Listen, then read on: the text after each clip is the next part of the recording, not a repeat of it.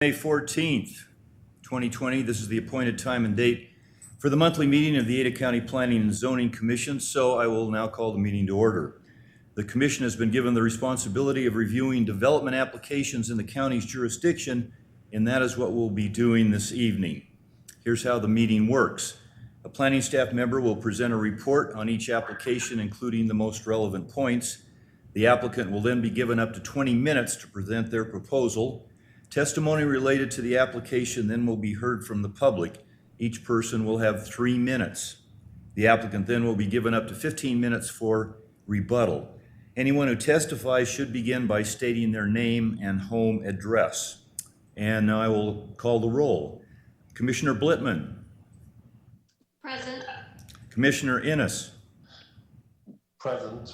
Commissioner Birch. Present. Commissioner Drake. Here. Gwen, you're going to have to speak up a little bit. Here. There you go. Commissioner Hilding. Here. Okay, and commissioners, normally for questions or comments, I would open the floor and then you would raise a hand, but we can't do that. And so when the time comes for questions or comments from anyone testifying, I will go in order and ask you if you have comments or questions and then move on. If you think of something after your turn has come, just shout out. Okay? All right, great. Diana, will you begin the first application for us, please? Yes. So this is application, Hold up, Diana, you muted. Don't touch the mic. You're good. I'm good? Yep, you're good now. Okay. So this is application 2019-02793 CU MSP. It is for an event center. I would like to add exhibit numbers to some of the exhibits that you received earlier. I can't hear Diane. I'm sorry.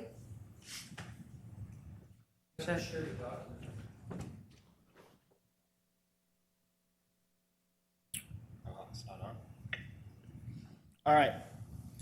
I think we're good. Can you hear us now? I can hear you now. Okay, you're gonna have to Okay. start over. Yeah, don't worry about the mic. Okay. So application number 2019-02793 CU MSP is for an event center. There are some exhibits that were sent without exhibit numbers. I do have those numbers for you now. Exhibit number 25 is the response from the applicant. Exhibit number 26 is from Kristen Cole. Exhibit number 27 are support letters. Exhibit number 28 is Kendrick comment. Exhibit 29 is Fode comment. Exhibit number 30 is Trasper comment. And exhibit number 31 is Ariana. So this application, the property is actually located at 5001, 5061, and 5145 West Willowbridge Lane. The applicant is proposing the event center Monday through Sunday, 7 to midnight, with indoor and outdoor events. The outdoor and indoor events may include tents. They are proposing some paved parking lots, lighting, a pergola, cabanas, fire pit, and pier. The master site plan does show the locations of the tents and the speakers for all events. The city of Eagle did not comment. There has been some misunderstanding of the Eagle Comprehensive Plan. The area is in Eagle's area of impact, and their comprehensive plan that was adopted by the county is the one that we look at. They have adopted several other comprehensive plans, but they have not gone through the process for the county to adopt them. So we look at the older comprehensive plan, just so everyone's aware. So Central District Health originally recommended denial of this application.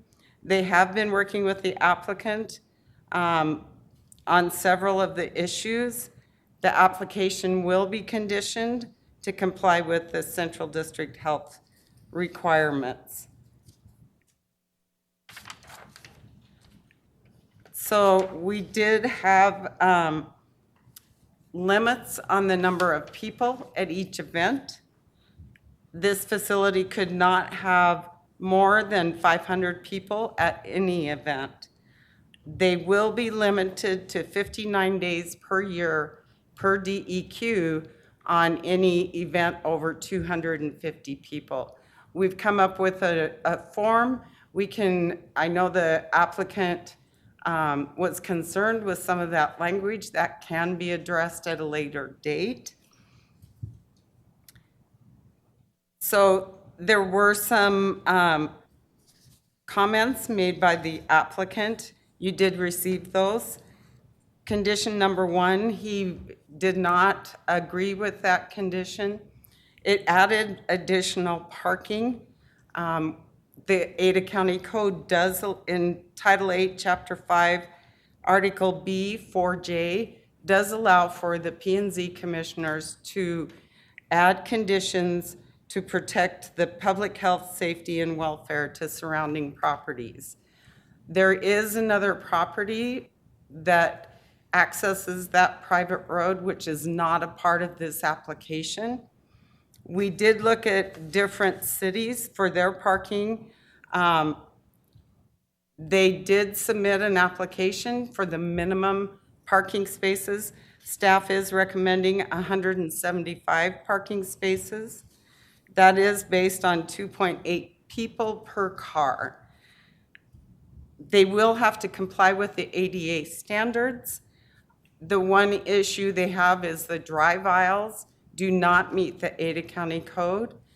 They will have two-way traffic on all of those entrances, so we will require a 25-foot drive aisle. They didn't agree with condition number 12, which had to do with Central District Health's approval. We will require that approval. If they've worked out an agreement with Central District Health, they can submit that to us. So that should not be an issue. Condition number 13 was put in there for a noise study. We did have several neighbors who were concerned. There have been events there prior to approval, and there were issues with the noise. So they did do a sound study, and they did not submit that in time to be added into the record. So we didn't have that to look at. We could adjust that condition to add the conditions that he and some of the neighbors have agreed on, if you so choose. Condition number 18, he was concerned who could apply for the liquor license. It does say applicant or owner, so that should not be an issue. Condition number 21 addresses the sound. We can change that if you want to change and add their sound study. Condition number 26 was a mistake by staff. I can change that. Condition number 28 could be removed. Staff is recommending approval of this application with the conditions and anything else that the commissioners want to add. I do have a little presentation.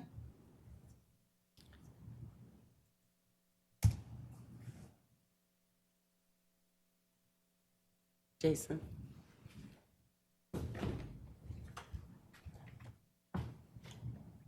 Is it To open? share. Do you already have it open? No, Okay. Which one is it? I wanted the PowerPoint. Where is it Go now? down. This one? Yes. Okay. You're good.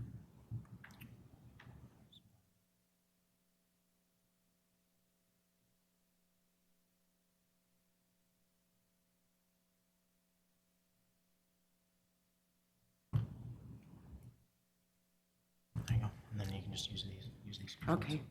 So this is a vicinity map of where the property is and the surrounding properties. We actually did do a radius notice for all properties owned by the owner.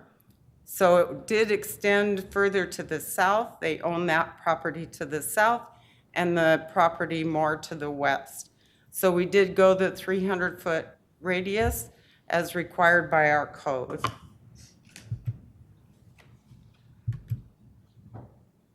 Okay, it's not letting me go down.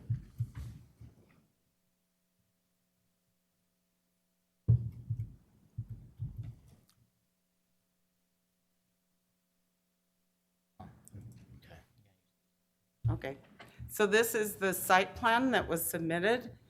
So they do show, you know, the parking areas. They have one to the east. They have the main parking area and then a little one to the west. Those, it does show those drive aisles. We did do some dimensioning on those. I believe they do show on this where they were gonna put the speakers, but if the sound study requires a different location, we can add that into the conditions. It does show where the tents are proposed to be used.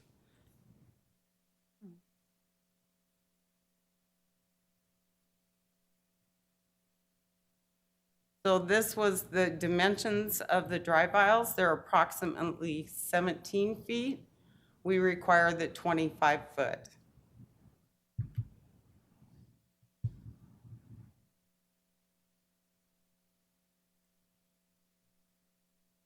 Do you have any questions on that? I'll go through the commissioners one by one. Commissioner Blittman, do you have any questions for Diana?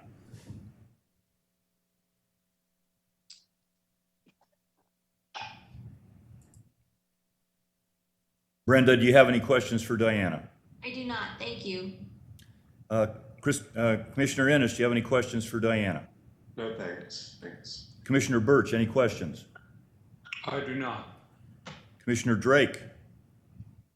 No, I do not have any questions. Commissioner Hilding? None. Okay, I have a few. Diana, what's been your experience with other facilities like this in the county or within a few miles of this proposed facility?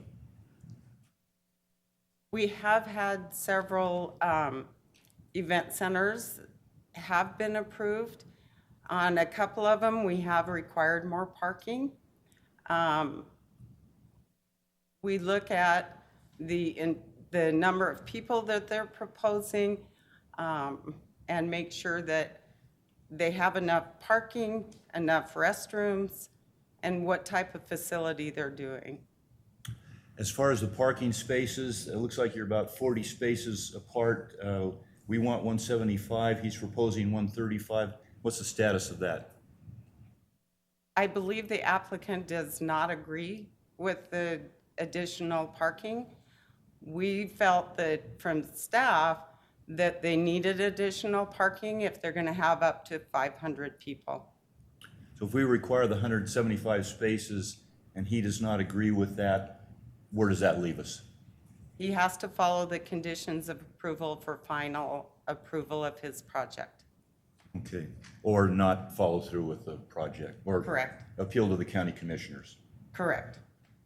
Okay, let me check my notes quickly. Okay, moving on, we will now hear from the applicant.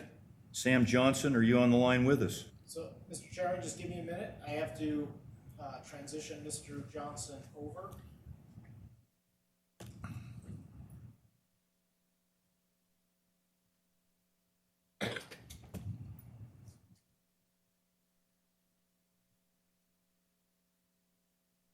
Okay, Mr. Johnson, are you with us? Yes, I am. Mr. Johnson, please begin your presentation. You'll have 20 minutes. So, Mr. Johnson, you're gonna have to turn your video on yourself. I can do that. There he is. Okay, whenever you're ready, Sam. All right, can I share my screen here as well? You should be able to momentarily. There you go.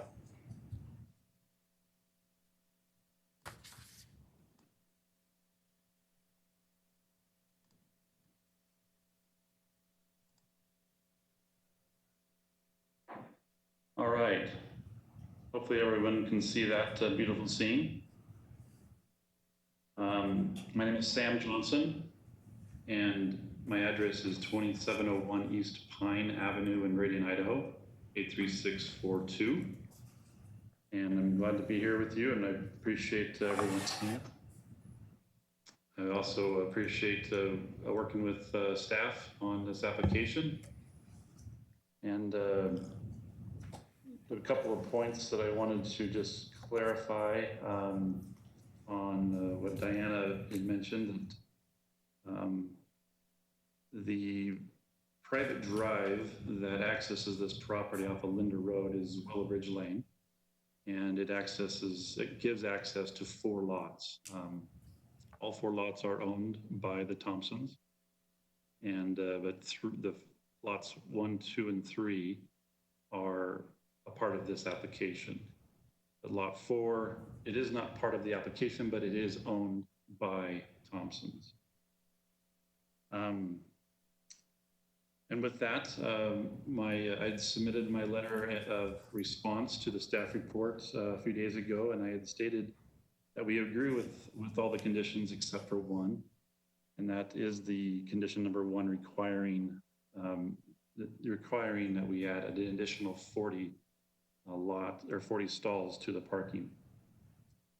Now, during the application process, we have met with neighbors many times and to share our vision, to share our intention and intended use of the property, and to hear their concerns. And during those discussions, parking has never been a discussion. Ada County Code requires 1 stall per 200 square feet for a social hall or clubhouse. With the size of our building, that equates to 42 stalls. And our site plan shows 135, as Diana mentioned. We agree that more ADA stalls are required, and we will meet that requirement, and I believe we will provide 6 ADA stalls. But we also agree that 42 is not sufficient, so that's why we have maximized the space that would allow for parking on our site. In between all the berms, the existing landscaping, the streams, and other features, we feel like we've maximized it at 135 stalls, and we feel like that is sufficient for this use.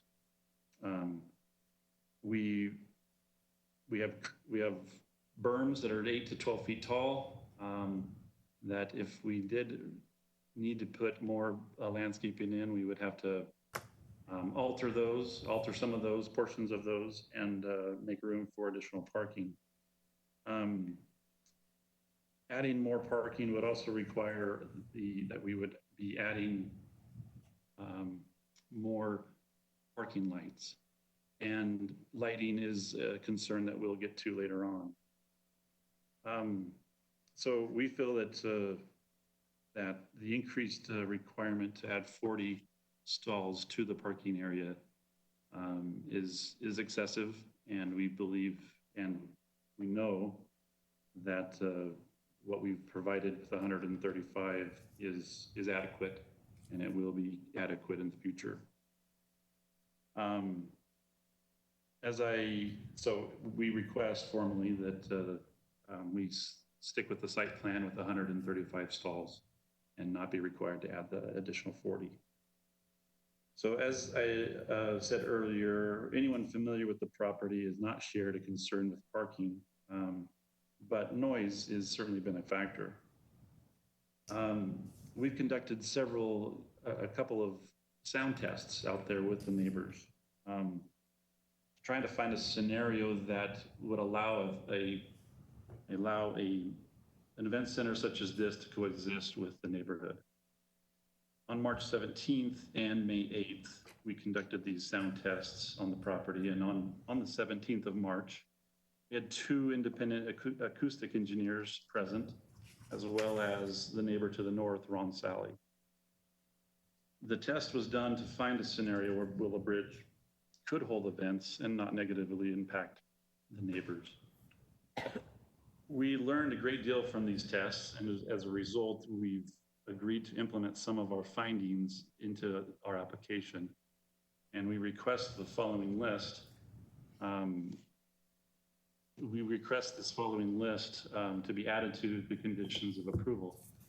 And as you'll see here, these additional voluntary conditions are what we have discussed with the neighbors. So one, speakers for loud dance music are only allowed inside the building. You know, this significantly reduces the amount of noise traveling throughout the neighborhood, and it traps the sound in a significant way. No subwoofer speakers are allowed on the property. You know, that thumping beat is something that can travel a great distance, and we've agreed to not allow those on the property. The large aircraft type doors on the north of the building will remain closed while loud music is playing. As during our tests, we were greatly surprised at how well the building sealed up and the noise would not travel.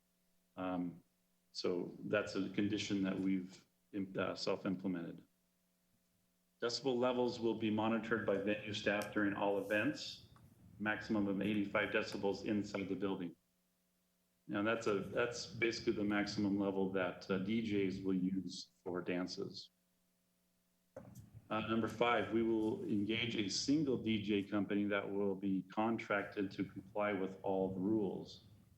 This will allow us greater control over a DJ and the music.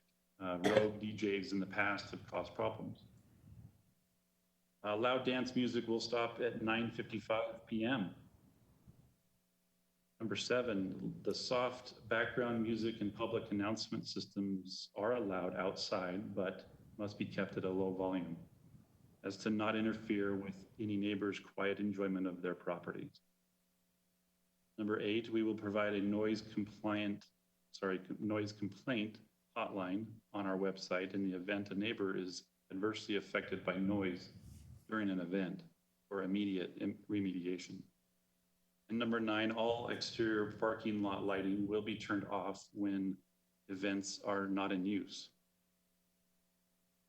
So on our second sound test we did on May 8th, neighbors from the east side of Linder were invited, and these additional concerns were explained and demonstration followed. First, we played the music on 4 speakers set up inside the building with the north doors closed and the south large doors open.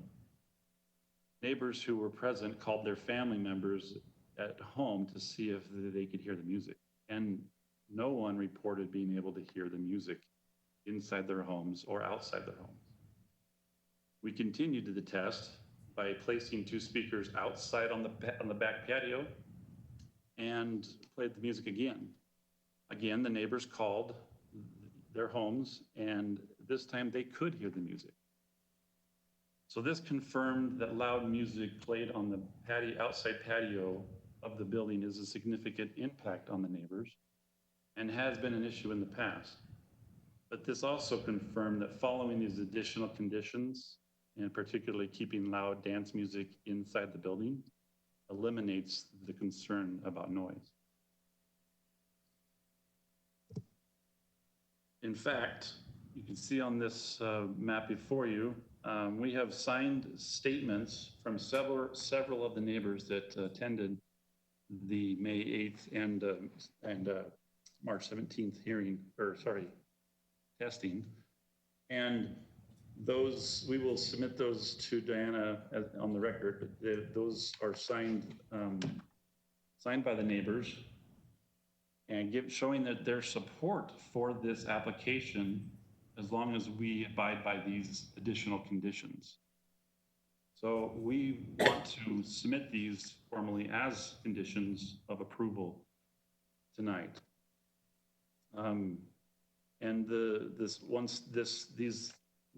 these statements list the 9 bullet points that I just talked about and conclude with these conditions in place as part of the enforceable conditional use permit, we support the approval of the permit.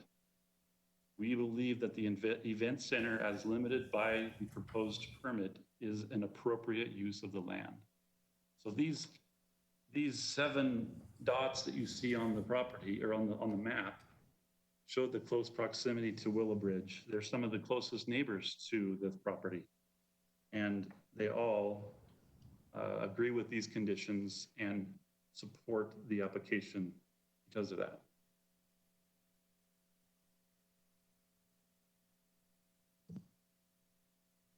The site plan is in the application shows several tent and speaker areas. Those areas are intended to allow a variety of functions and at various locations on the property. Per the additional conditions I just mentioned, soft background music and public announcement systems are allowed outside, but must be kept to a low volume. So again, no speakers for loud dance music are allowed outside the building, but these tent and speaker areas allow for, say, a little wedding service to happen in the grass or on the beach, or any other quiet gathering outside. The hours of operation listed in the application as 7 a.m. to midnight. There's a few places that just need to be corrected in the staff report and findings of fact that listed it as noon or 12 p.m. So I'd like to get those corrected, but we do not intend to have parties here every day and all day, but we simply need time to allow employees, event coordinators, event vendors, and others to maintain the property and also to be able to prepare and take down events. Parking lot lighting is also required. The site plan shows 13 25-foot tall light poles with LED fixtures that we've submitted as our application, along with glare shields to comply with dark sky lighting practices. The thick, mature landscaping that already exists on the property will also help screen those lights from view. And again, the parking lot lights will only be on during the events, not on every night. Due to DEQ restrictions, we are not allowed to have more than 59 events of 25 people or more each year. We agree to that. Per Central District Health conditions, we must provide rest days between events with larger than 200 people. Now, a rest day is defined as no flow into the septic system for a given period of time. And the system is designed to handle large groups, but we must have some rest periods in there, depending on the number of people that have attended an event. These restrictions help us limit the use of the property, and we do, again, support these. Ada County Development Services, like Diana mentioned, will also monitor our calendar of events by requiring us to submit an event notification form at least 30 days prior to each event of 200 people or more. This assures that we do not overload our septic system and that we are abiding by the conditions. Now, why this property and why this location? This spectacular setting on this property with its lush landscaping, waterfalls, streams, beaches, patios, pier, fire pit, and many, many more things. And all of this sitting on the shores of a 30-acre private lake make it a very special location. The owners have never intended this beautiful location to be a party central, but they've wanted to share it with the community, and an event center aligns with their desire. To keep it as a special place, we will be charging a high fee for rentals, and that fee is be a minimum of $15,000 for 1 day use. This will automatically limit the frequency of use and help us maintain the property at its highest standards. Here's a few more pictures that just help illustrate what the property looks like today.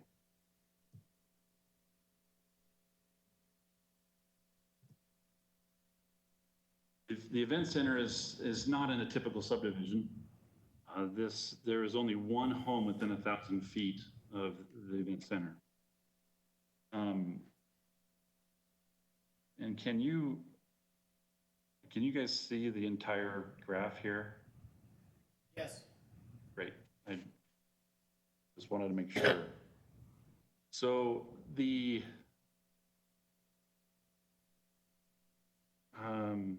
this table shows that a list of event venues in the valley, and it shows the distance to the nearest house from those venues and the number of homes within 1,000 feet of that venue. As you can see there at the bottom, Willow Bridge has one house within 1,000 feet. Yes, we have 3 houses within 1,200 feet. But there's separation, quite a bit of separation between us and the neighbors. But this is far more separation than other venues and even venues in the past that I think with these added conditions will help mitigate the concerns of the neighbors. We want to find a balance where this event center and the neighbors can coexist. So we have agreed to this very long list of conditions and self-imposed a few more.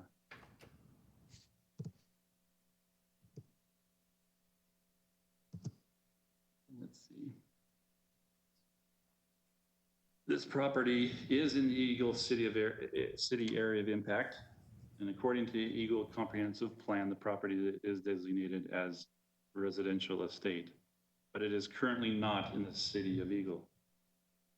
This application agrees with the Eagle's comprehensive plan by adding to its economic base while complementing Eagle's rural identity all at the same time. Approving this event center as conditioned assures the neighbors that their livelihood is not in jeopardy. These conditions are far more restrictive than 4 private residences on this property. 4 residences that would have fewer restrictions than this. All things considered, this application and this property and this event center will be a tremendous asset to the community. And we thank you for your consideration and request your approval tonight. I'll stand for questions. Thank you, Mr. Johnson. Commissioner Blittman, do you have comments or questions for Mr. Johnson? I do. Thank you very much. Mr. Johnson, your letter that you sent in with detailing the conditions, May 11th, identified condition 18. Can our client submit for catering, liquor, and fire permits? Are you asking for a change to condition number 18?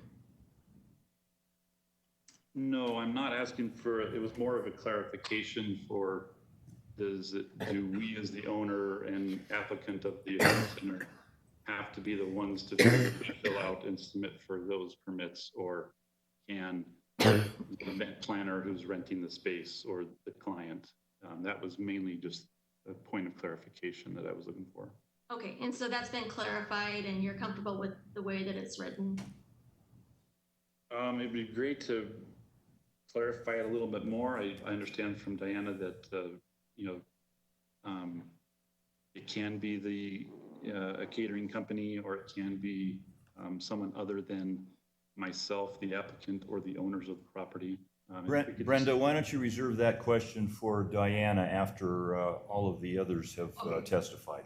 Thank you. I've got 2 more questions. How many people can be in the facility inside the building? Because the parking was based on how big the building is. And so based on the number of people that could be inside the building? Our maximum capacity is 500. But it's very, very difficult to fit 500 people in there. That's very uncomfortable. That would be basically standing all side by side, not obeying 6-foot distancing, but it is listed as 500 people is our maximum capacity. Okay, thank you. Anything else, Brenda? Nope, I'm good. Commissioner Innes, do you have any questions for the applicant? No, thanks.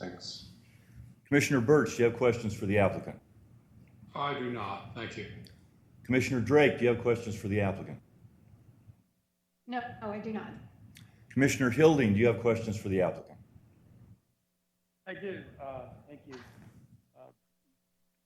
First of all, I like the fact that the applicant is an optimist and believes we'll be able to get past COVID and have large parties again someday. So good for him.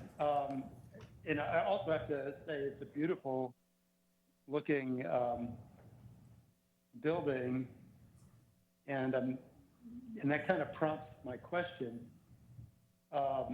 I just don't have any context for this. This seems like such an odd facility to be constructed speculatively without knowing ahead of time whether you're going to have approval. You mentioned that it had been used in the past and that there had been loud music, had been an issue in the past. So could you give me a little context? What was the prior use of this building? Was it used by the same owners? Did the prior owners have a good history when neighbors complained of turning down the music? It seems the biggest concern, and certainly sounds very legitimate to me, that neighbors would want to make sure that the music and the noise from these parties doesn't get too loud. So that's it. I'm mostly just interested in the context, the past, what happened in the past, who owned it, and what their track record was. Sure, happy to answer that. I would love to let the owner, Orville Thompson, who's here, like to let him answer that if I could. Hi, thank you. So my name's Orville Thompson. My wife and I are the owners of Willow Bridge. Could you state your address, please, sir? Yes. 5061 West Willow Bridge Lane or 3045 West Sugarcrest Drive, Eagle, Idaho. Thank you. So we bought the property, I think back in 2013, and it was originally 4 lots. We have intended to build our home down on lot 4. That's the one not included in the application. Our daughter is graduating from high school, and we didn't want to remove her from her high school until that was done. And so we built this facility as a modern home that could be used, what we would call it our party house for our friends and family, business events. If we were to have, invite people over for a dinner or spend some time on the lake. That was the intent. It was never really intended to be a wedding venue or an event center. We had a political fundraiser there, was asked. We had some friends get asked if they could get married there. And then the requests started to come in, and we got inundated with requests. We set up a process. We went through, we began a conditional use permit exploration a couple of years ago. And I think we maybe we're given some bad advice, maybe we weren't paying enough attention. But we were under the impression that as long as this was a residence and we use it as a residence, that we could have events there.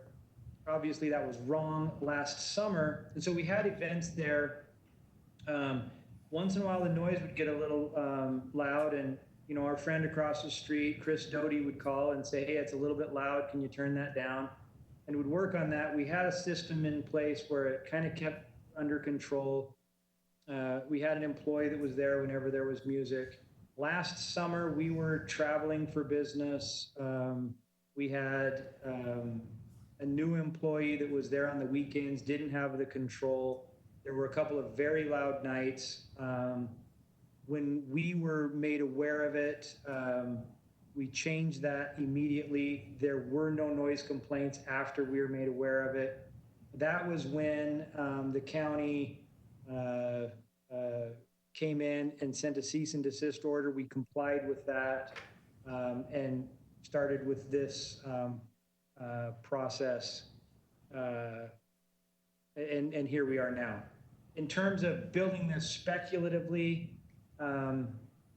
it's a beautiful place. It'll be a beautiful place for our family to gather for years to come. We built it at a time when our friends needed work, quite honestly. It was built kind of at the depth of the building recession here in the Valley, and we had good contacts with people who built our campus at Sensi, and we could afford it. We could keep them working. We could build something special. That was really the motivation behind it. And that's kind of what we've got now. Okay, thank you very much. With that, we will move on to public testimony. And Jason, I'll turn it over to you.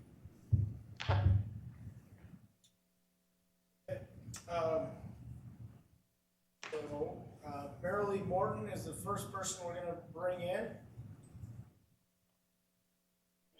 Yes, my name is Marilee Morton, and I live at 7305 West Ryder Drive in Meridian, Idaho. Excellent, thank you.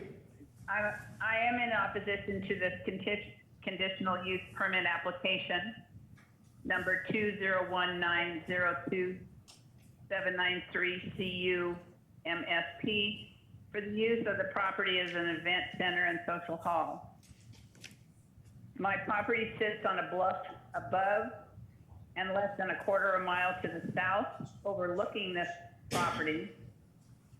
Already there is an event center on this property, and because they open all south-facing doors and windows when in use, one can clearly hear the music and noise when they have events there. The noise travels up and over the water. They use microphones and loudspeakers for speeches, and those speeches can be clearly heard from my property. The Eagle Comprehensive Plan prohibits social halls and event centers in state Eagle residential land use areas. Many residents moved to this area years ago because of the Eagle Comprehensive Plan valued and protected our choice for these estate residential areas. The Eagle Comprehensive Plan was designed to control growth, protect these estate residential areas, and maintain the rural residential areas. The Eagle Comprehensive Plan was designed to protect the people's enjoyment of their land without the noise, lighting, and traffic that an event center would increase in such a residential area. So my concerns are as follows. The event center, which proposes at least 13 25-foot high parking lights, would create an incredible increase in light pollution in a very low density area. Having and events constructed in such a quiet and tranquil residential area would also increase the noise pollution in the evenings and weekends when residents are home and want quiet and tranquility. Traffic and parking for up to 500 cars at the center would clearly increase noise and air pollution. Such an increased level of traffic along Linda Road would increase congestion and contribute to increased accidents. The nuisance law states that one is entitled to enjoy one's property without unreasonable interference. I believe these are unreasonable interferences. Such an increase in noise, traffic, and lighting will dominate an area that is protected by the Eagle Comprehensive Plan and was not intended to be destroyed by granting this application. I believe that granting this application would present a nuisance for the residents in this area. Thank you very much. Any questions from the commissioners for Marilee? Commissioner Blitman? Any questions for Marilee, Brenda? Already making the discussion, Marilee, if she participated in any of the noise studies that the applicant talked about. Pardon me, can you ask that question again? Did you participate in any of the noise studies that the applicant mentioned in his presentation? No, we were not invited to do so. I live on the bluff above, so that the noise does carry up and over to where we all live on the bluff. Thank you. Commissioner Innes, any questions for this person? Oh, yes, please, thanks. When the parties are occurring, or they did occur, did they go on so late that it interfered with sleep? Well, I know that they were noisy after 10 o'clock at night. Oh, okay, great. Thanks a lot. Thanks. Commissioner Birch, any questions for Marilee? I don't have any questions, but I believe Ms. Morton said that there'd be parking for 500 cars. And I just want to make sure that's correct. The applicant has requested 135. The commission has suggested 175. So, I mean, it's a long ways from 500. I think she may have meant 500 persons. The fact that it's for 500 people. Yeah. If everybody came in one car, that would be 500 cars. But I stand corrected on the number of parking lot spaces. Thank you, Ms. Morton. I have no other questions. Commissioner Drake, any questions for Marilee? I do, if you can hear me okay. You're gonna have to speak up, Gwen. Yes. I will, thank you.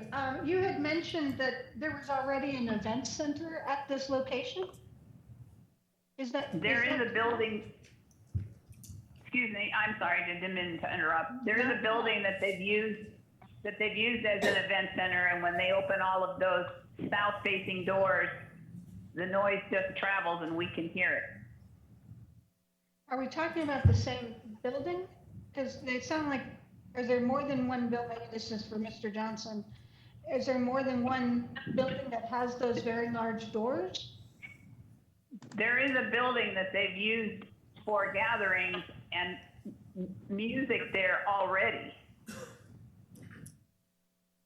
Gwen, I think that's a good question for Diana later in the It is. process. Okay, I appreciate that. Okay, thank you.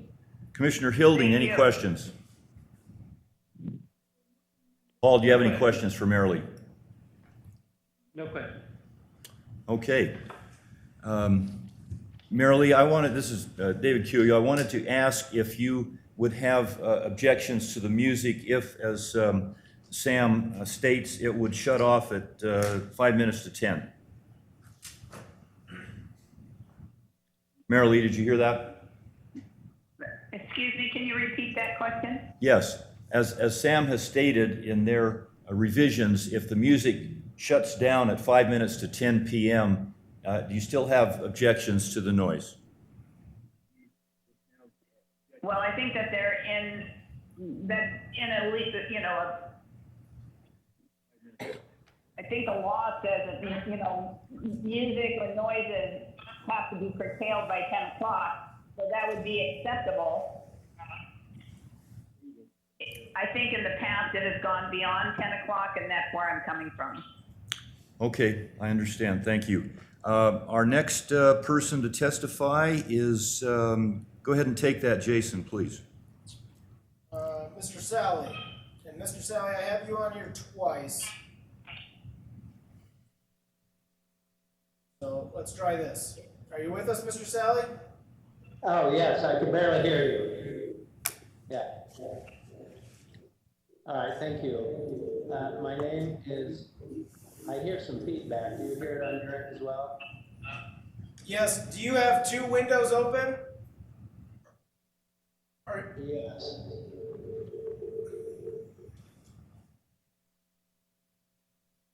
Let me see.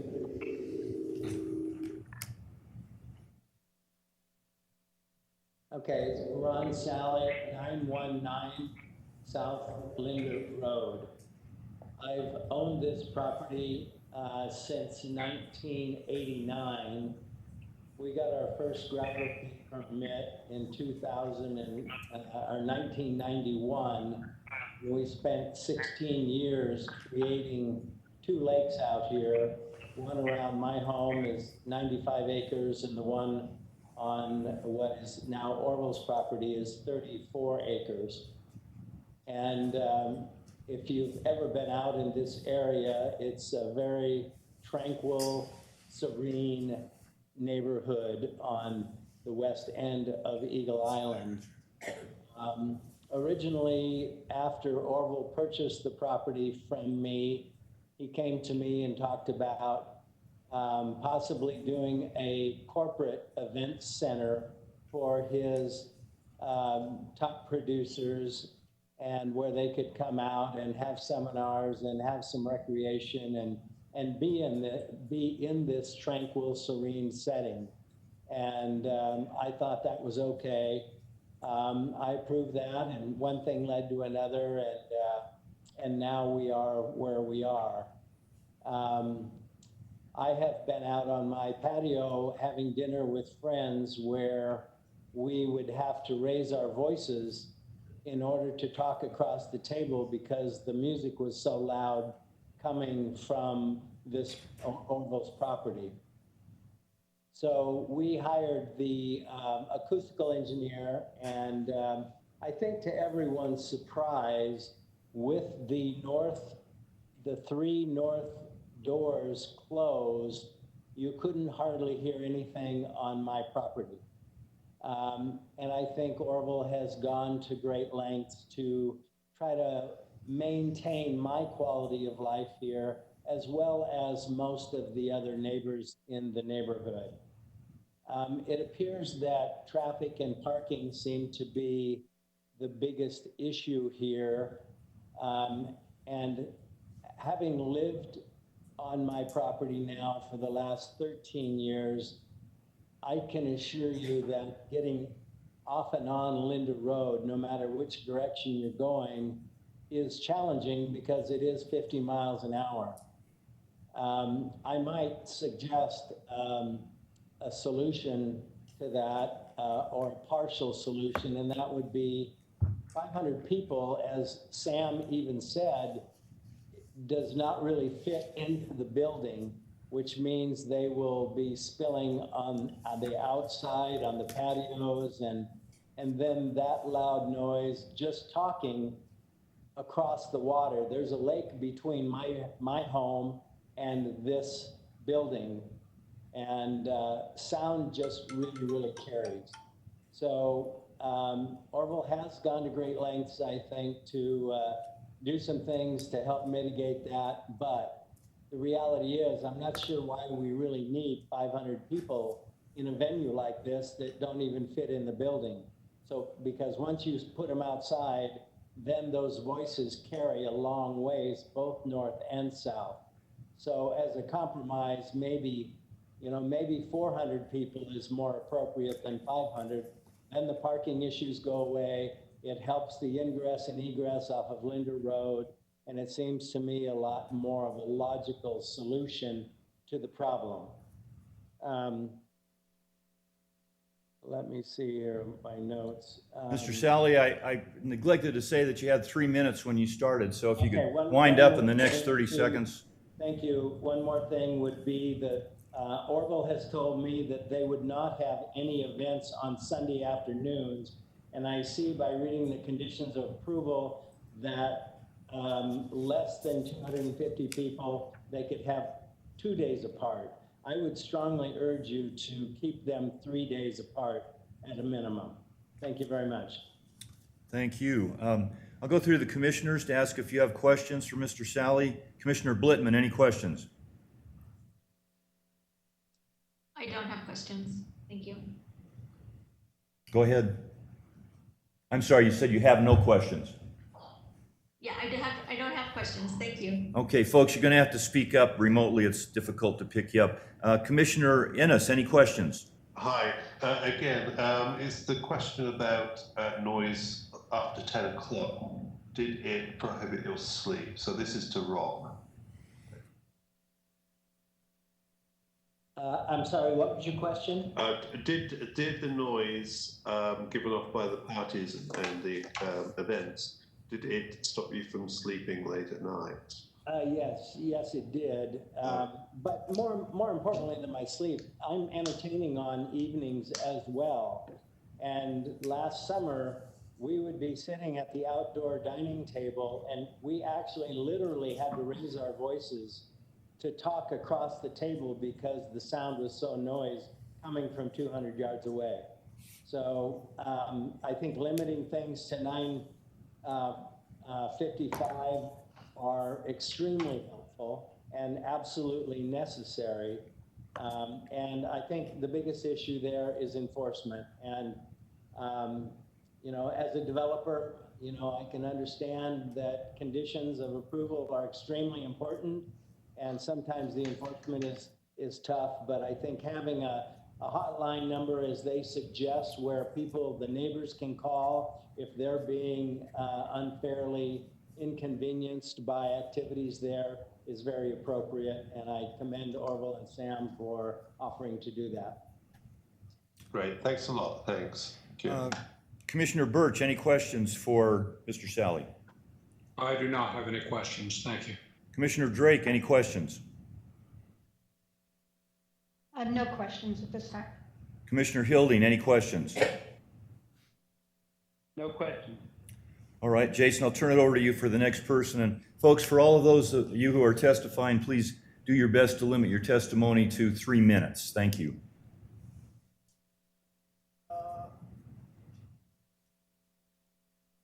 Ms. Ellison, we're gonna move you in. It's time for your testimony. Let me unmute you. Listen, and my address is 1811 Mace Road. I'm the owner of the 20 acres just east of the Willow Bridge address on Linder Road. I also own properties on Hatchery Road and Artesian Road. And I would just like to go on record of being supportive of this application. I think it's a beautiful facility, and I think it fulfills a need that is becoming important in Treasure Valley. And when I bought my properties in the early 80s, so I've seen a lot of change in the area. And those people that, talk about light pollution, we already have a temple that has now been built on Linder Road, and those lights are on all evening. We've always had Eagle Island State Park that hosts concerts in the summer. So,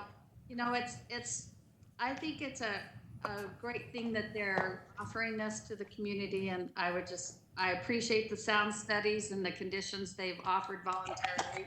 And I'd like to go down as someone in support.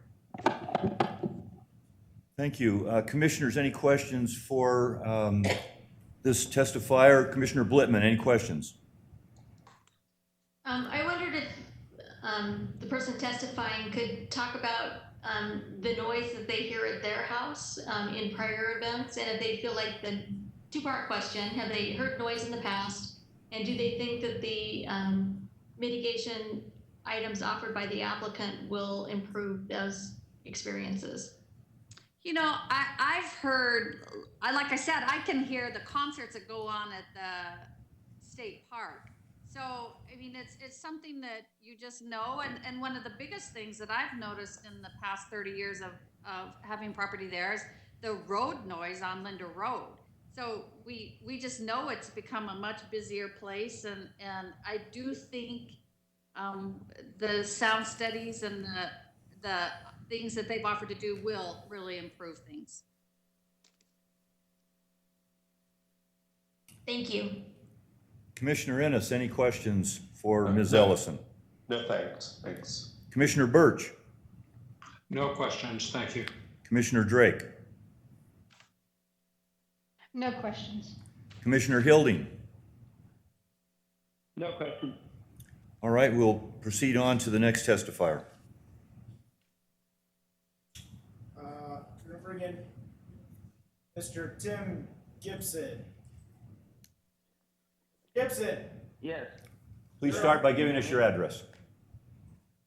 my name is Tim Gibson. I'm at 2074 West Revere Drive in Meridian. My wife and I have lived on the rim directly above the indoor-outdoor event center for 25 years. We were never contacted to let us know their plans. We have a great concern about allowing this project to be allowed. First, according to the Eagle Comp plan that we relied on when we remodeled our home, a few years ago, with our bedrooms, our kitchen, and our dining area all facing over the valley, relying on the comp plan. We looked down on the area impact and noticed a home being built a few years ago. Then the home turned into an event center. And as Mr. Sally said, when he bought that property, they planned an event center and not a home there, which was not a part of that district there. We looked into this. My wife and I like to sit on the balcony in the evenings and unwind from a long day of work. The event-centered noise was intolerable. We had to shut our windows and blinds. It is a huge nuisance. Like Mr. Sally stated, that the noise was so outrageous that he met with Orville and had all the doors closed to prevent the noise to distract him, but open to the south that will distract all of us. And I'm up on the rim looking down, and the noise carries across that water. It's not just the PA system or the sound system, the music, but it's the PA system, and it's the volume of people down there communicating and talking. And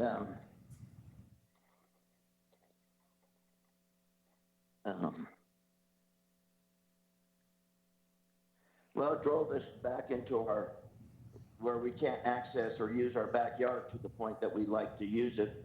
So we were moved in, and the music and all that noise went on way after 10 p.m. And now the applicant is back to rebuild up the event center. And like that's been brought up about the zoning and the utilities, there's no utilities down there, so they have to work on how to handle 500 people using no facilities. And then the lights, for us to sit in our backyard and look down at all those lights going on until midnight will affect our whole quality of life up here. And it hurts our rim view and the values of our home. And there's, which was brought up, that there's no turn lanes that ingress or regress out of that property with 500 cars.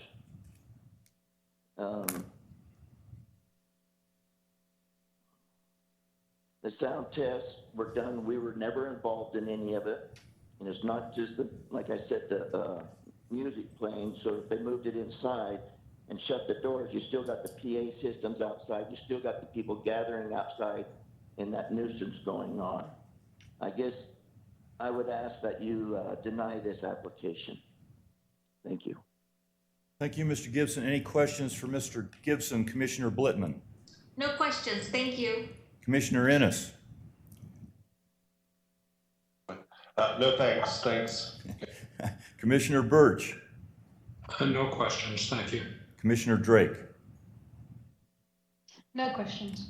Commissioner Hilding, I do have one question. I wasn't sure I heard Mr. Gibson correctly. Did you say you were not invited for the sound test?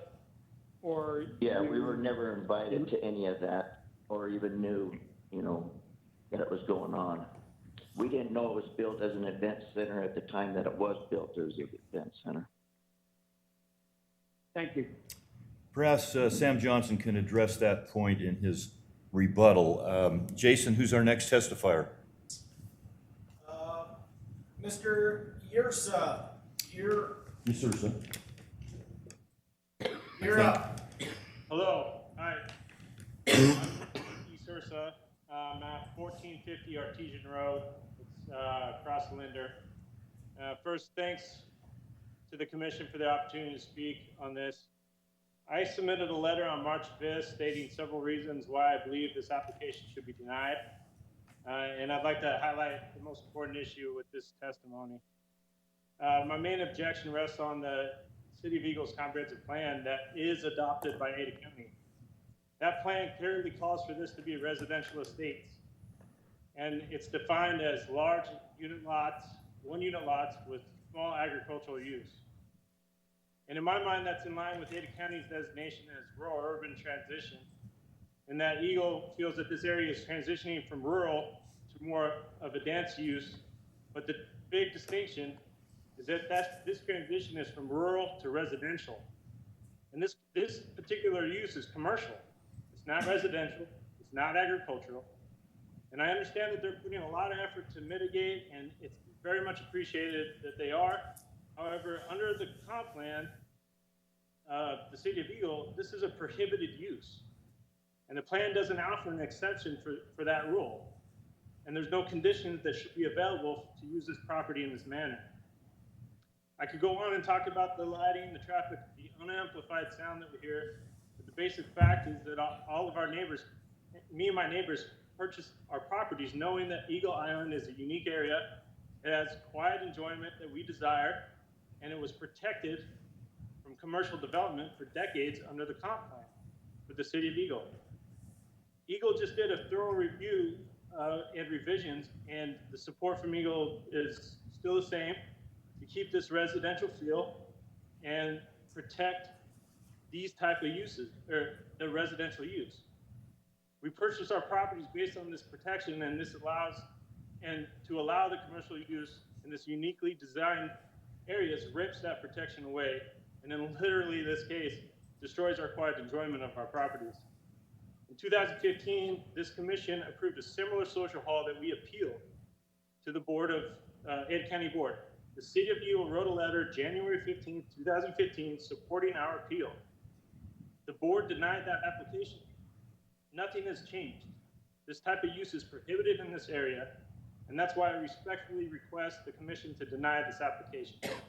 And thank you for your time. Thank you, Mr. Usursa. Any questions for Mr. Usursa? Commissioner Blitman? I don't have any questions. Thank you. Commissioner Ennis, any questions?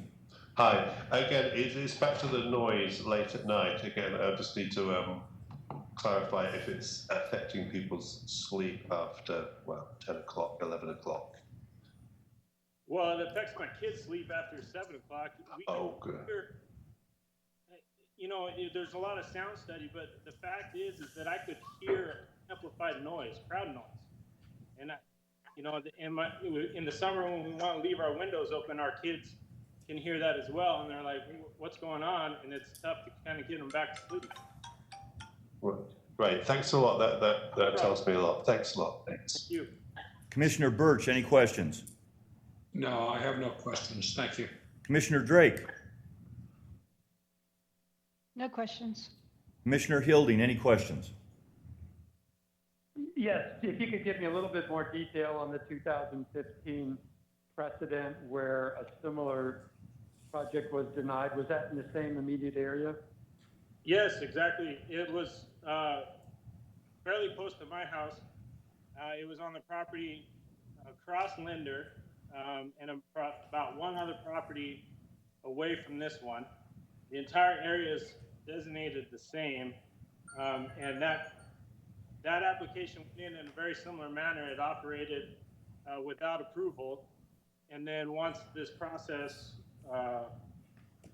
took hold, we got in front of the Planning and Zoning Commission, and unfortunately, it was approved. But under appeal, it was clear that the comprehensive plan in the city of Eagle wasn't allowing a commercial use of this nature for these types of properties and these designations. Thank you. You're welcome. Jason, next testifier, please. On the list is going to be Mr. Ritter. So, Mr. Ritter, you're unmuted, and we brought you in. All right, thank you very much. Yes, my name is Erik Ritter. My address is 909 West Anton Drive, Meridian, Idaho, 83646. I am testifying in favor of the event center. I'm also general counsel for Cincy Inc. By way of full disclosure. I wanted to address the arguments that the use does not fit into the comprehensive plan. As the commissioners may know, the Idaho Land Use Planning Act passed in 1975, requiring comprehensive plans by cities. Since at least 1984, the Idaho Supreme Court has held that the comprehensive plans are not rising to the level of law. As a matter of fact, it is said that the commission or the county commissioners must apply the current zoning when making decisions, only consulting the comprehensive plans. That was reaffirmed in 2003 under Friends of Farm to Market Road versus the Valley County Commissioners. And the court actually has said it's illogical to use a projected pattern of land use, such as a comprehensive plan, when the owner is entitled to have a use as the land is owned today. A rural urban transition zone, as the commissioners well know, does allow for commercial uses such as Willow Bridge Event Center. And with that, I'll close my testimony. Thank you. Any questions from the commission for Mr. Ritter? Commissioner Blitman. Brenda, any questions for that last testifier? No, I'm sorry. I don't have any questions. Commissioner Ennis, any questions? No, thanks. Thanks. Commissioner Birch. No questions, thank you. Commissioner Drake. No questions. Commissioner Hilding. None. No, thank you. Okay, Jason, moving on. Okay, our next person is going to be Mr. Williamson. Jeremiah? Thank you, Mr. Chairman and members of the commission. My name is Jeremiah Williamson. My home is located at 2181 Riviere Drive, Meridian, Idaho 83646. And I'm here to comment in, I'll say, measured opposition to the project, predominantly for noise pollution reasons. All that separates my family's bedroom windows from the proposed event center is a small sliver of my neighbor's home and roughly a half mile of open air space. And rather than repeat some of the comments of my neighbors, Ms. Morton and Mr. Gibson, I'd like to focus my comments really on two different subjects here. The first is, I think, the difficult predicament that both the commission and neighboring landowners face in the project proponents' desire here to seek blessing to operate what I think by all outward appearances appears to have been constructed as an event center. And the design of that facility is such that it presents essentially mutually exclusive options for mitigating effects to neighboring landowners. As we heard from the applicant, they have a choice. They can close doors to the north and they can close doors to the south in order to mitigate the harmful effects to their nearest landowner, who of course was also the previous owner of this property.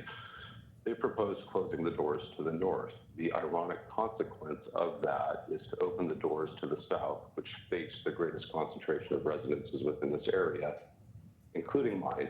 And that leads me to my second point, which is to share some anecdotal evidence of my experience as a homeowner, which I think is public commenter might be the most useful information we can provide to you as decision makers. We have also in our neighborhood, of course, the Duck Valley baseball fields. They're located admittedly slightly closer, roughly a third of a mile, ironically also separated from my home also by a sliver of the neighbor's property. And I can tell you that in normal non-pandemic times, the mere excitement of a couple of dozen parents cheering on their T-ballers allows me from my property to actually get the play-by-play. And I'm loath to predict, notwithstanding the sound studies that I don't think we've yet fully seen, that 500 individuals late into the evening hours, some of them intoxicated, would not create dramatically more noise and interfere with the enjoyment of every neighbor owning a home in this area. You know, as I first reviewed this application, I couldn't help but to call to mind the famous words of Oliver Wendell Holmes, who observed apropos of the commission's role in balancing rights, that an individual's right to swing his or her fist ends when it reaches another person's nose. And I worry that the noise from this event center late into the evening when my children are sleeping is going to be a swinging fist striking the nose of every neighboring landowner. And so for those reasons, I'd urge the commission to deny the application, or in the alternative, to adopt the conditions the applicant has proposed, to adopt the condition that Mr. Sally proposed to reduce the number of total maximum occupants, and additionally to require the applicant to conduct additional acoustic studies with more landowners in the selected quantity they use thus far. Thank you. Thank you, Mr. Williamson. Commissioner Blitman, any questions for Mr. Williamson? Brenda, any questions for Mr. Williamson? Sorry. Thank you. Mr. Williamson suggested that there be more sound studies. Is he willing to participate in future sound studies if the applicant goes that direction? Yes, unquestionably so. You know, I'm acting out of a bit of uncertainty here based simply on the experiences that I've had and the way that I know noise travels. And if there's a way to mitigate those effects, or if it turns out the effects are ill-founded, I'd certainly withdraw my concerns. And so I'd be more than happy to participate. Thank you. Commissioner Ennis, any questions? No, thanks. Thanks. Commissioner Birch, any questions? No questions, thank you. Commissioner Drake?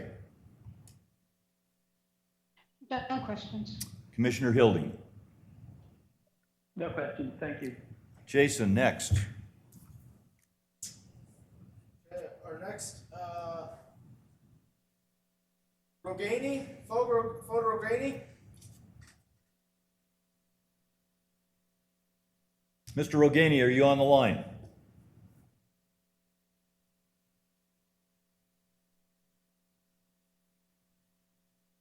Mr. Rogani, one more time, are you on the line? Okay, moving on. Mr. Lydell. Josh Lydell. Hello, can you hear me okay? Yes. Okay, thank you. My name is Josh Lydell. My home address is 1485 Artesian Road. I live, I would estimate about 1,400 feet to 1,500 feet from the property, and am immediately next door to the previous event center that was denied in the past about 5 years ago. I can tell you from personal experience that the noise from the previous event center was very disruptive. I have heard the noise from the event center in question in the past when it was running before it was permitted. I will say that I was involved in the May 8th sound study. Went over to Mr. Thompson's, and Mr. Johnson, Mr. Thompson obviously are making great efforts to control and mitigate their sound. And I will say it's very much appreciated. If this does pass, it's very much appreciated what they're doing there. However, I can tell you the impact is pretty great from event centers because we've experienced it. The question about the noise being disruptive, can you sleep at night? isn't really accurate. If you're a homeowner in the area, you need to envision that your evenings now are filled with noise from neighbors. And, you know, when somebody else's rights infringe upon my rights, that's when it's troublesome for me. So I eat dinner every night out on my patio, every single night. And the primary time I'm enjoying my property is in the evening, which is exactly when these events are going on. The fact that they close down at 10 does very little for remediation of ill effects.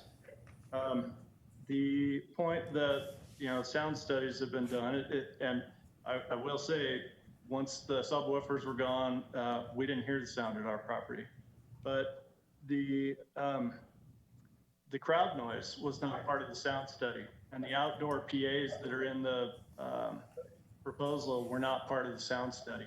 And from previous events, I can tell you that crowds in that capacity are louder than any music is going to be anyway. The outdoor PAs, it's incredible how they travel. People are in festive moods and they're screaming and yelling. And this is all during the time when previous people have mentioned, we're trying to get young kids to bed. We have windows open in spring and fall when these events are really popular. And it is impactful. The road noise was something that we knew was there when we bought the property. This use and the crowd noise and the PAs and the music were not. So we have a choice in this.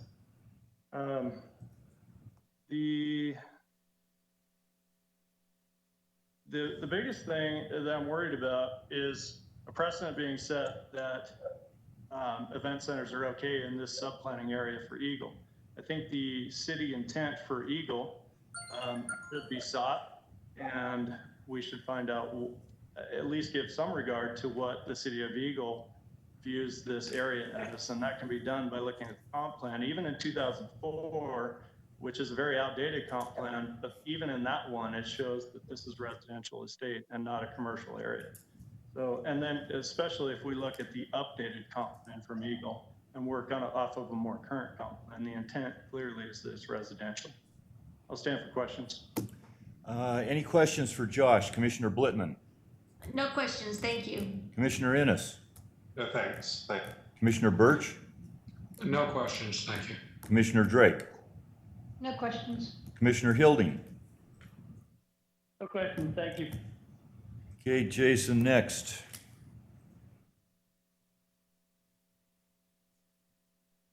If we can go back to Mr. Roganey. Are you with us, Mr. Roganey? Good.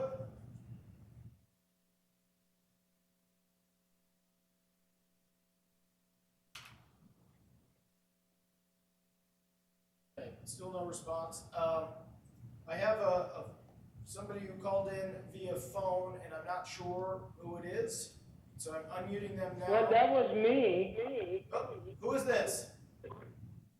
Can you hear me? I can hear you clearly. Okay. So can I go ahead? Yep, please go ahead. Start with your address, please. Okay, great. Yeah, Fort Rogany, 2273 Rivier Drive. I'm Mr. Williamson's neighbor. I've been living in that area for 25 years. And Mr. Williamson, Gibsons, and Mrs. Merton expressed a lot of problems that we have with gliding as well as with the noise. Our bedroom windows are all open toward the north, which is to the direction of this property, and definitely the sound and light is very disturbing. In fact, Eagle High School, which is almost 4 miles away, when they have the football or a baseball game or the band practice, we can hear it, and the lighting bothers us to the point that we have to close the windows and pull the curtain. The other problem I have is with regard to traffic. Is a substantial amount of traffic along the Linder Road, and if anybody want to make left turn to go to this property, it certainly could cause a lot of chaos on the road, particularly in the winter times when the roads are icy and sometimes the traffic backs up all the way to the two branches of the river, to the north and to the south. So that's really one of my biggest concerns. With regard to the adequacy of the parking space, I travel that road on average about 4 times a day, and a number of times I've seen actually the people from this event center parked along Linda Road. And if it comes to the point that they are to capacity, most of the time people just don't want to bother with the parking lot, and they're going to use the scapegoat and park along the river, the Linda Road. Again, the rest of the concerns are the same thing that my other neighbors shared with you, Mr. Williamson, Gibson, and Mrs. Morton. And for that matter, I'm in opposition to this development, and I hope it will be denied. Thank you. Thank you very much. Any questions for this testifier? Commissioner Blitman? No questions, thank you. Commissioner Innes? No, thanks. Commissioner Birch? No questions, thank you. Commissioner Drake? No questions. Commissioner Hilding? No questions, thank you. Okay, Jason, moving on. Mr. Chairman, I believe that is everybody. All right. Well, in that case, Sam, you're on for 15 minutes of rebuttal. If you don't mind, I would like to handle some of these questions, and if I need any correction, I'll have Sam step in. Would that be all right with you? This is Orville. That'll be fine. Okay, we've made a list of some of the concerns. I'll go through them quickly. Mr. Sally suggested a 400-person occupancy. We have a very few events that would require more than 400. I think if there was some path for an exception, I could accept a 400-person maximum occupancy.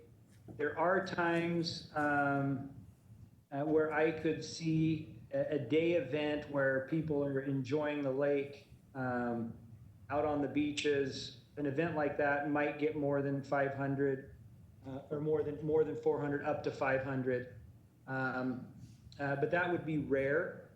We do have the requirement of any event over 200 people to provide notice. And I don't know if there was a mechanism built in there for an exception, but with a couple of exceptions, I have no problem with a 400-person occupancy. And second, it was mentioned a few times this was built as an event center. If this was built as an event center, we would have had commercial kitchen. We would have put in fire sprinklers. There would have been lots of things we would have done that we now have to do to convert this to an event center. And it would have been a lot cheaper to do it the first time. This building has evolved. It was always intended to be a place where we could invite others over and to entertain, but it was more of an entertainment house that has evolved rather than an event center from the beginning. So I wanted to make that clear. Noise after 10 o'clock. In the events in the past, we have monitored as there may have been a handful of times over 10 o'clock when people did not keep the rules that we had placed, DJs or people who had rented or we had let use the facility. It's one of the reasons why we put in the condition, in our voluntary condition, that we would have a designated DJ company that would have a lot more to lose than a gig if they break the rules. So by having somebody contracted, we do believe that we can keep any noise that is produced on the property within the noise ordinance. and nothing could go past 10 o'clock. It has been mentioned about multiple events, event after event. That's never our intent. We have 59 events that we are limited to, over 25 people. That's a little more than one a week. There are many weeks that would not be conducive to a large event, and we as a business at Cincy have the original intent for the building would occupy 15 to 20 events, plus the expense of the facility is going to be self-limiting somewhat.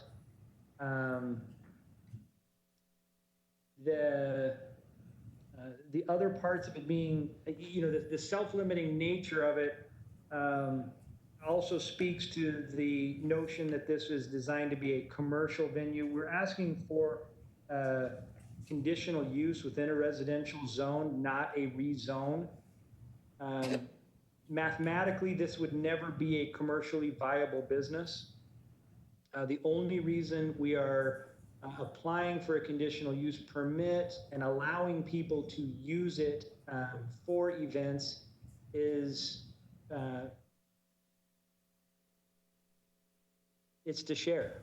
It's too beautiful of a place for one family to enjoy, and we have been inundated with requests to use it, and we just want to make sure that we are doing it within the law and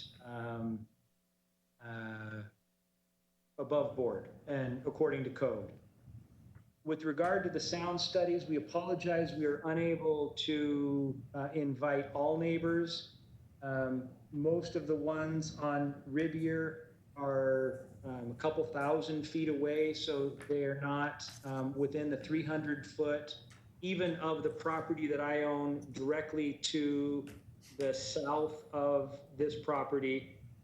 So I own 40 acres directly south between the river and Willowbridge.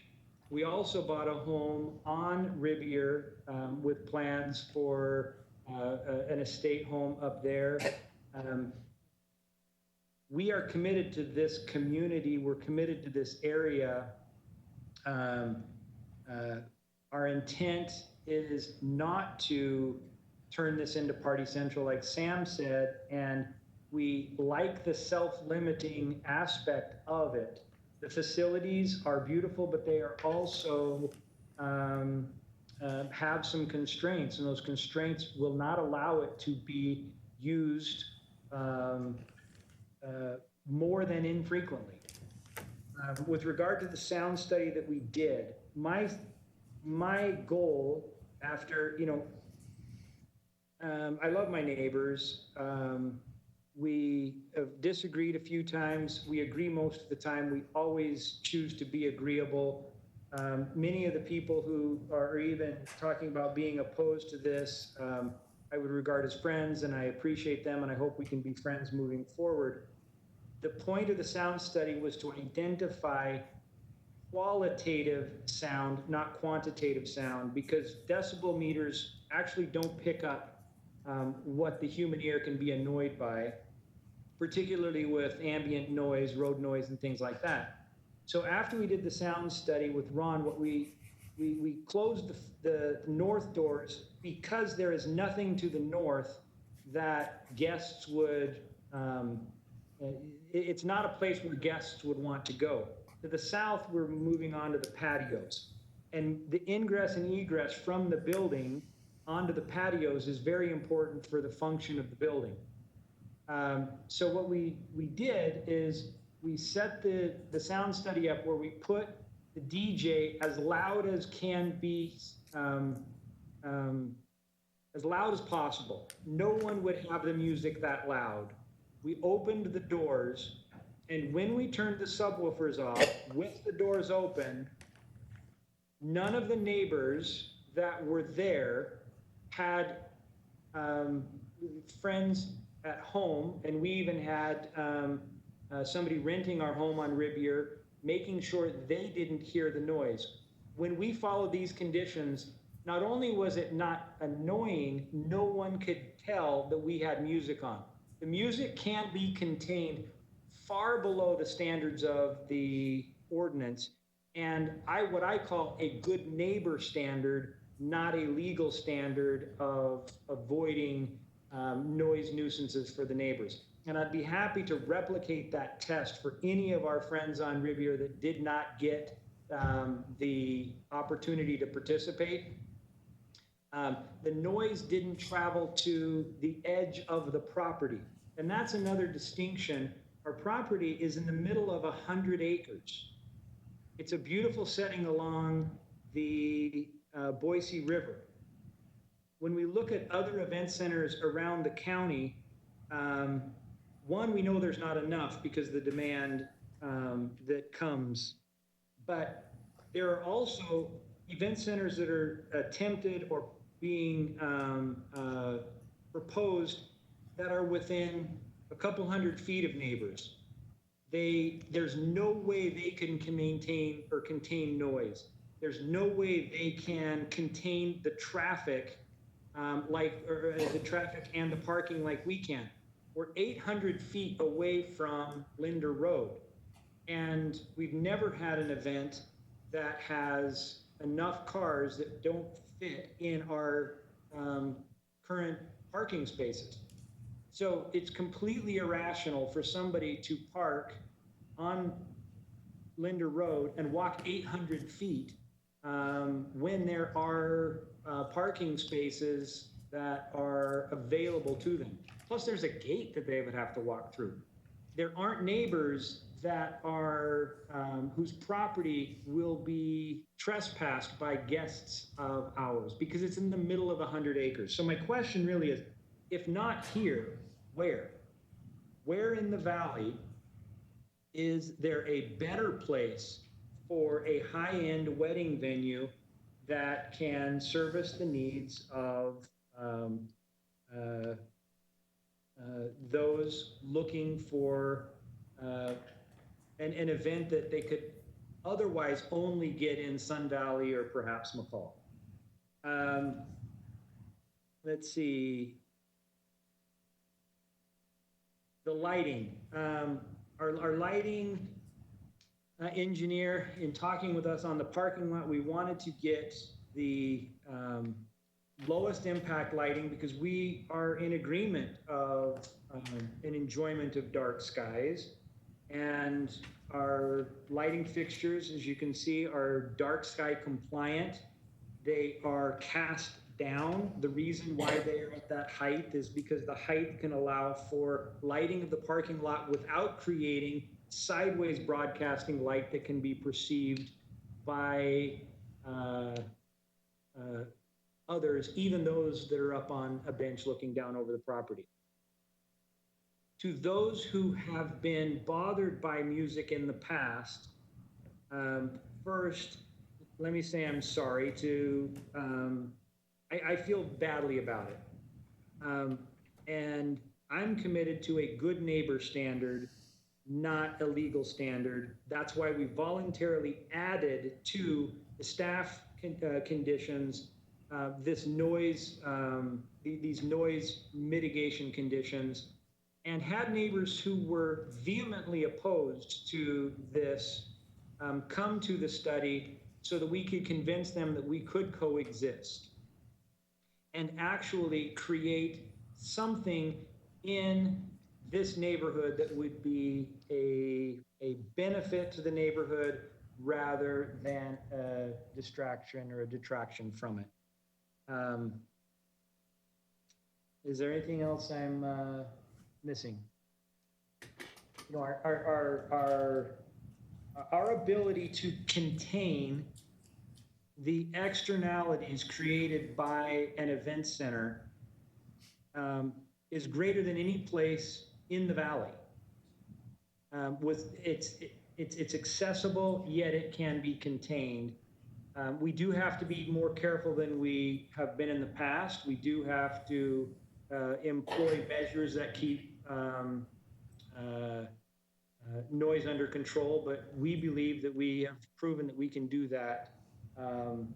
And the nuisance that we might create for our neighbors would be no more and potentially less than what would be created by 4 homes on a lake with families that are out enjoying their time on the water. You have any questions?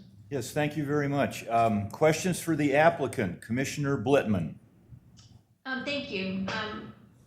I have 3 questions, and I appreciate all the energy and all the explanations that we just had about the application.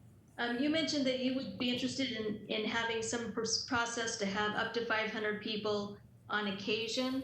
In the past, we've approved a certain number of events a year that are outside the normal parameters. How many events a year would you think would be appropriate for this venue that we're over between 400 and 500? 3 to 5. Thank you. And then my next question is Mr. Sally's comment about no events on Sunday afternoon and his recommendation that the events be 3 days apart. Can you provide some context to those discussions? I think that the Central District Health rules provide sufficient spacing between events. I don't want to get into a gotcha situation where, you know, we might have an event of 200 people that might be a youth group that comes on a Sunday morning for an outdoor Sunday school class after a wedding on a Friday night and be in violation. You know, so there are, I'm happy to be conditioned, but you know, the fewer the conditions, the better. And particularly, I'd like to avoid those that are gray, just because they can be left up to interpretation and make it more difficult to comply. It's one of the things of a conditional use permit. If I were on the other side as a neighbor, it can be revoked at any time. So we have extreme, it's extremely important to us that we comply. So we want to make sure that what we are conditioned are something that we can stand behind and enforce and measure well. So the Sunday thing is a principle. Parties and events on Sunday are just not something that we would schedule. My last question is probably for Mr. Johnson. If he could share his interactions with ACHD and some of the traffic concerns on Linder Road, like what kinds of research have you done to mitigate the potential traffic issues? Yes, ACHD's comments to this application were fairly minimal. Linder Road is in the CIP to be widened to 7 lanes between 2021 and 2025. I think we all see that it's needed, but it's at the same time unwanted from the neighbor standpoint. Right now, the Linder is a principal arterial, and the counts are below what the standard is. So it is, according to HCHD standards, it's working below the daily traffic counts. We do that section of Linder Road between Chinden and State Highway 44. The counts have gone up from in 2010, 6,800 vehicle trips per day on average, and in 2018 it's up to 15,000. But so it certainly has increased. There's no conditions to widen Linder Road for this application, and we would certainly have to get a permit from them if we were doing work in the right of way, and there may be some impact fees that go along with the building permit. And we agree with ACHD's comments for this application.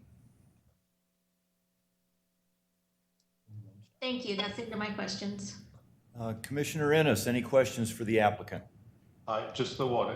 It's to do with the concern about the noise at night and the prevention of people sleeping. So I see that you're going to have the hotline set up, but what guarantees will we have that this will be taken seriously if people are kept awake, and what would be done at that? Thanks. Well, I think that, you know, the first thing is we have neighbors we care about that sleep early. So the 10 o'clock noise ordinance, you know, that's the legal standard, but, and you know, we hope we get to the point where no neighbors know and don't have to call. But if they do have to call, we'll have an employee on site that can and will be instructed to respect what the neighbors are saying. After 10 o'clock, if there is any noise violation after 10 o'clock, then that we'll have a problem with whatever event planner there is, and we'll be subject to, I imagine, even potential revocation of our conditional use permits. So we understand that this is conditioned. We understand that it can be revoked. We understand that we have a high standard to meet. The 10 o'clock will be something that is not only conditioned, but also an ordinance. And we'll be very careful to make sure we don't upset anyone there. And between the hours of, you know, the nice evenings when people are enjoying their backyards and the time they go to sleep, or until 10 o'clock, we'll apply our good neighbor standard of hopefully they won't know we're playing music. And if they do, then they can call a hotline and we can have that music turned down. Any other questions, Chris? Commissioner Birch, any questions for the applicant? I do not have any questions. Thank you. Commissioner Drake? Questions? No question. No. Commissioner Hilding, any questions for the applicant? I do have two questions. I'm still a little puzzled about the failure to invite the 5 or 6 neighbors that seem to be most concerned about noise to participate in a noise test. Was that an oversight, or is there a reason why those particular neighbors, I guess what you were saying is that they were so far away that you didn't think to invite them? Yeah, it was not an intentional, it wasn't even an oversight. They were so far away and we didn't know all of the people who were upset. When we did invite, so, you know, our neighbor, Russell and Chris Doty, live directly across Linder. And then Ron Sally lives directly north across Island Creek. I sent the invitation to them and invited them to forward it to anybody that they had heard of voicing complaints in the past. There were many people, Troy Borah I had never met before, Josh and Sarah Lydell had come, I had never met them before. So there were people that I had never met before that came to that sound study, and I was happy to get to know them and explain what we were trying to accomplish. I would have loved it if our neighbors on Rivier could have been there as well, because I think a lot of their concerns could also have been alleviated. You know, at least from with regard to the music that they have heard in the past. Okay, well, it sounds like perhaps a little bit more effort with those neighbors might be worthwhile. You seem to have gone to a significant amount of effort already, but perhaps their concerns could be alleviated as well with direct involvement in the testing. My second question is, I'm troubled by the mention of what sounds like a precedent directly on point of a similar project very close by being reversed on appeal. I feel kind of, I'm a lawyer myself, I feel kind of stupid approving this as a commissioner, approving this project and then finding out that the county commissioners are going to reverse it again based on legal advice perhaps that they're receiving connected to the last application.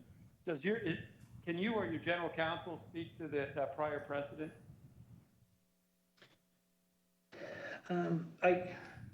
Our general counsel's not here. He called in. Maybe Erik could be recognized again. I do know that is specifically addressed in the stock report. Mr. Ritter?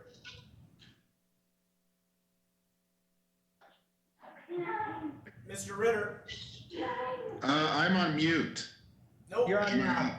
Not now? Okay. My computer was still saying mute. Yes. So you may be aware, both the county commissioners and the planning and zoning commissioners, their votes are not precedential in a court of law with regards to findings of law. The previous application was denied on numerous grounds, not just the zoning.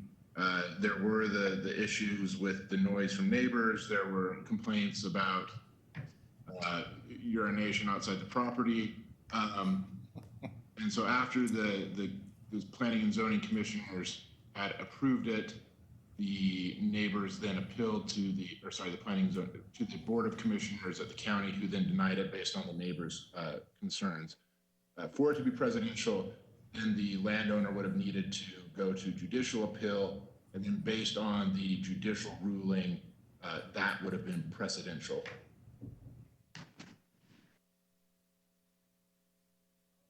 Unmute Commissioner Hilding. Okay, Commissioner Hilding, you're unmuted. Thank you. Okay, this is Commission Chairman David Cuyo asking this of Sam. You talked about getting in touch with you if there's a problem. How would the neighbors get in touch with you? Are there a couple of phone numbers you'd like to state on the record that they could call if they have a problem with anything? Yes, we're going to post a hotline number on our website. We don't have that number figured out yet because we have not built the website nor are we approved. But that's where the place where we would direct them to be able to find that number after this is all approved. Great. Have you taken into account the length of time before people can stand closer than 6 feet apart, and how would that affect your plans to continue on with your event center? I can address that. Yeah. Because this is not a commercial venture, if we can't book weddings, it's not gonna affect us per se. We want to get the conditional use permit primarily to be able to use this for our corporate events, family events, to dot the I's and cross the T's and make sure that the neighbors and the county and we are all on the same page.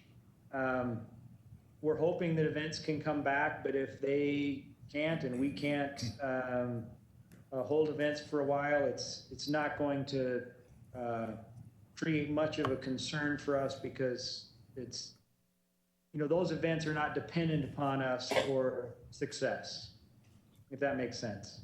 Yes, it does. Thank you. You indicated that you'd be willing to go with a maximum capacity of 400 people for an event.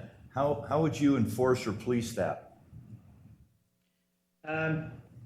Contractually, with monitoring, one of the reasons that we want to have events that are paid is one, it's a gate check for who gets to use the property, but also it allows us to hire staff to maintain the grounds at a high level and to hire proper support staff to make sure that people are following their contractual obligations. So we'll have somebody at all events that is an employee that is working with those who have contracted to use the facility, so that people that have rented the facility can't just use it as they would choose. We can keep control of it that way. Also, it's similar to occupancy limits in any building. We're subject to punishment if we violate it. So we'll self-police the best we can, but ultimately we have a lot to lose if we don't abide by it. Thank you very much. I'm going to open it up to the commission for questions one last time to Diana. If you've thought of anything that you'd like to ask staff before we move on, now's the time. Then I'll close the public hearing. We'll have comments from the commissioners on their thoughts on the application. Brenda, do you have any questions for Diana? I do. Please proceed. Okay. Diana, what would the staff recommendation be for the concept of allowing a couple events a year, 3 to 5 events a year that have the 500 people, knowing that there's only, if 135 spots are, we agree to 135 spots, which is what the applicant is recommending.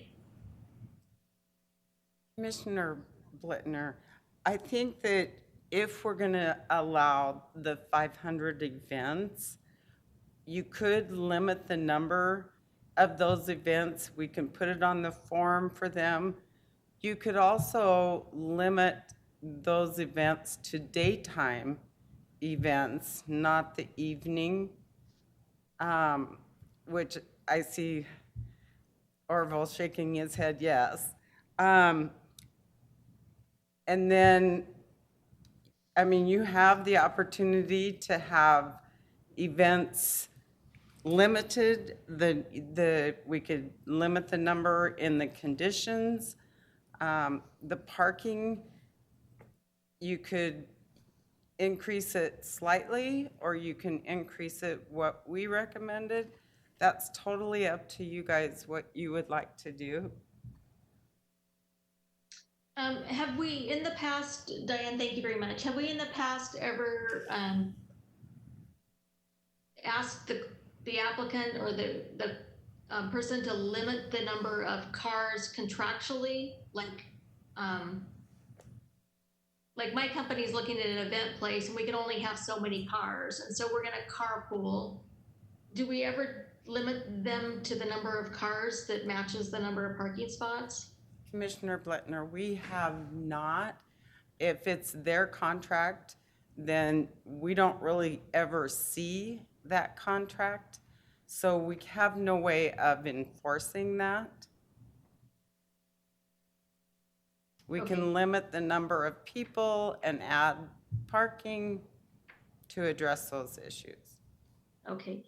And then any additional comments on the traffic concerns on Linder Road, the discussion with ACHD, or any other guidance that you can provide the commissioners around traffic? Commissioner Blittner, we did not receive a lot of direction from Ada County Highway District. A lot of the roads, especially in arterial, does handle a lot of traffic. They didn't propose any additional improvements for that site due to the event center. Thank you. Chairman Cruz, at the end, I'd like to come back and ask Diane another question to help me as I make my decision, but I'm going to go ahead and let the other commissioners ask questions. Okay, first. Commissioner Innes, any questions for Diane? Hi. Just a one. Is there any way we can clarify that the late night performances are kept to a minimum sound, therefore, yeah, basically people can sleep? And would we emphasize the hotline being successful? Commissioner Ines, I think that for the sound, you could do some requirements. I think you could require another sound study to, look at it from some of the other properties.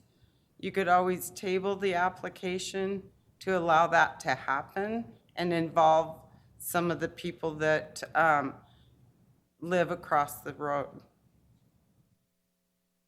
Yeah, well, we could expect a survey to be carried out, but still, 2 months later, the noise would be intolerable.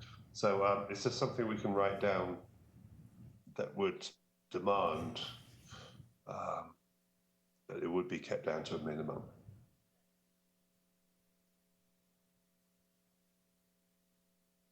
We could add the applicant's conditions that they suggested in their document that you received. Right, okay, and you'd work with them and make sure it's specified? I will. I've looked at them and Yeah. addressed those conditions. Okay, so just about everything has been done that it would be allow the noise to be kept down. That would be correct. Yeah, okay, good. Okay, great. Thanks a lot. Thanks. Okay. Commissioner Birch, any questions for Diana? No, I have no questions for staff. Thank you. Commissioner Drake, any questions for Diana? Hi, yes, Diane, I was wondering if you could help me or get a better clarification of the Eagle Comprehensive Plan. There seems to be some confusion if it allows, this is commercial use, it sounds like, but then I read what you had in your report and it was a bit ambiguous, or maybe I just need some more clarification. And then their counsel said that it would be okay, yet is it going against it? I just need some more clarification on that plan if possible. Commissioner Drake, the comprehensive plan is a guiding tool for the cities. We adopted, I believe it's the 2004 Eagle Comprehensive Plan. So it's been quite a few years ago that we adopted that. It does show it as residential, but even in the county code, in a residential district, which is an RUT, you can do an event center with a conditional use. I have had some conversations with the city of Eagle, and in their current comp plan, not adopted by the county, they wouldn't allow for an event center on the property. However, they could, if they were in the city of Eagle, they could rezone that property and do a conditional use for an event center, the same as what we're requiring them to do through the county. Okay, all right. Thank you for your clarification. I appreciate it. Commissioner Hilding, any questions for Diana? Yes, I do, Diana. I've actually been really impressed by Mr. Thompson's reaching out to neighbors and those who he invited for sound tests seem to be mostly okay with what's going on now after mitigation measures have been taken. And it seems to me that he might have similar success, or at least ought to make the effort with regard to the 5 or 6 remaining folks that are still concerned or unhappy. So you mentioned tabling this application for that purpose as an option. Just wondered if you had any more thoughts about that. Well, the commission does have the ability to either make a decision or they could table the application for more information. The next hearing I think that would work would be the July 16th P&Z hearing. So we could table this application to that hearing in order to get more information from a new sound study. Thank you.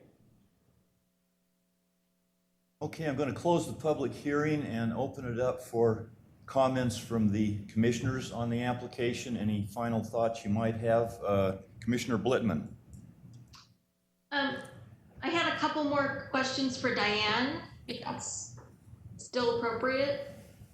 Oh, okay, go. I'll open it again, Brenda, just for you. Go ahead. Okay, thank you.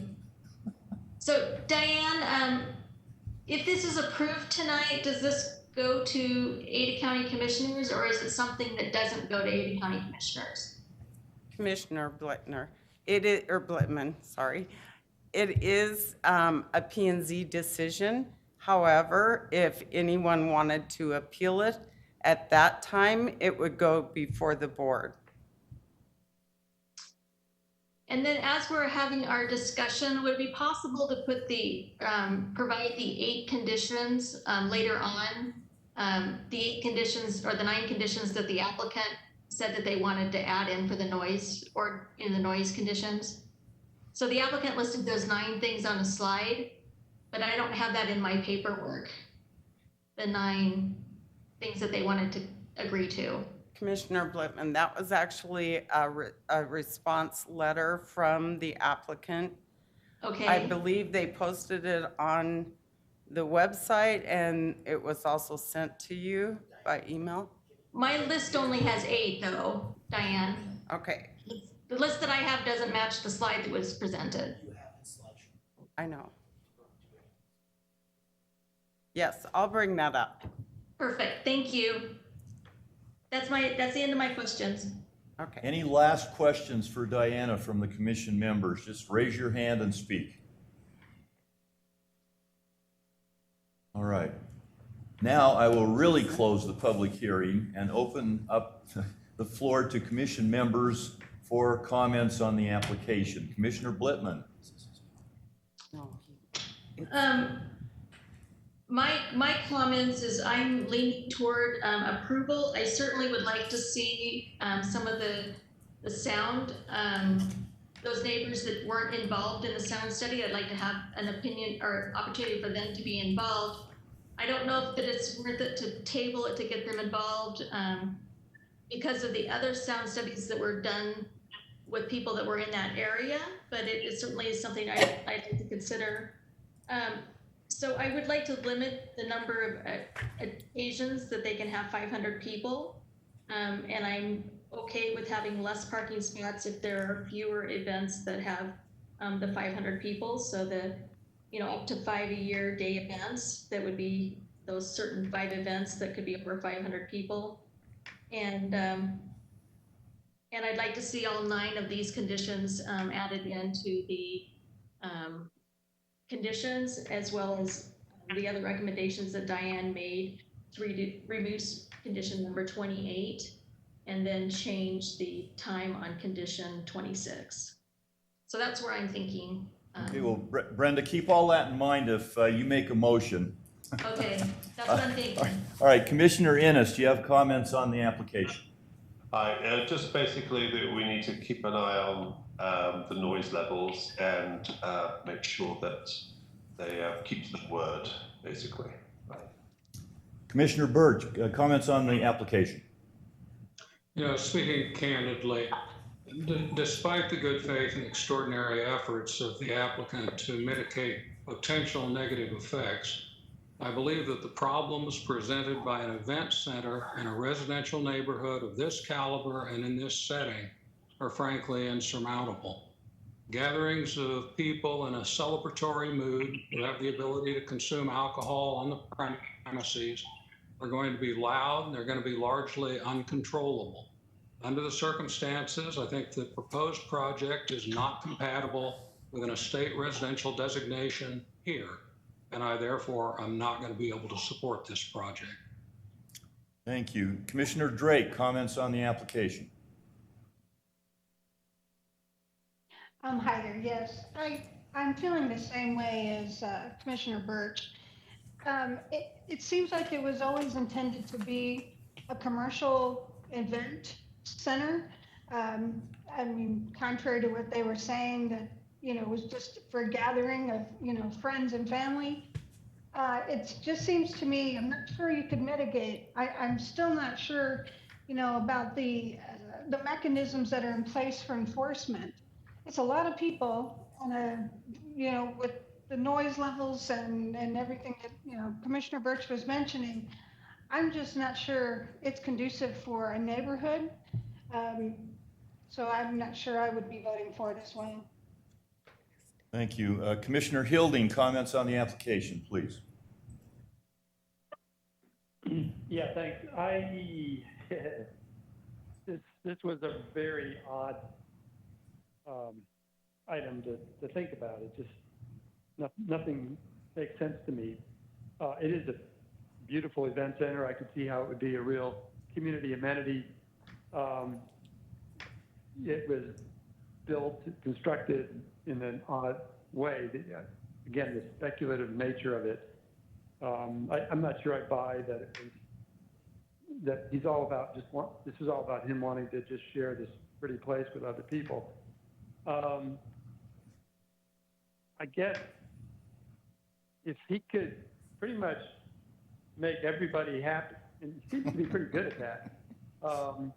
He's got like 5 or 6 people left he's got to make happy.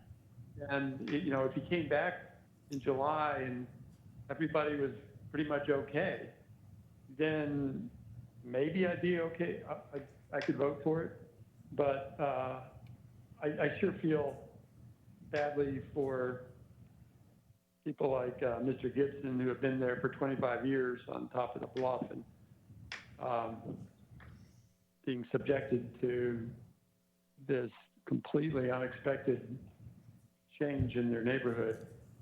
So if we were to vote today, I would be against.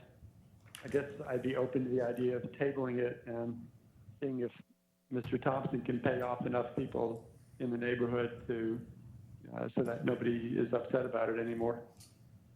Okay, thank you, Paul. I have a couple of comments. I guess, Paul, you should know better than anyone, making everybody happy all the time is virtually impossible. So yes, we could table it, but I think we've seen all enough facts to make a decision tonight.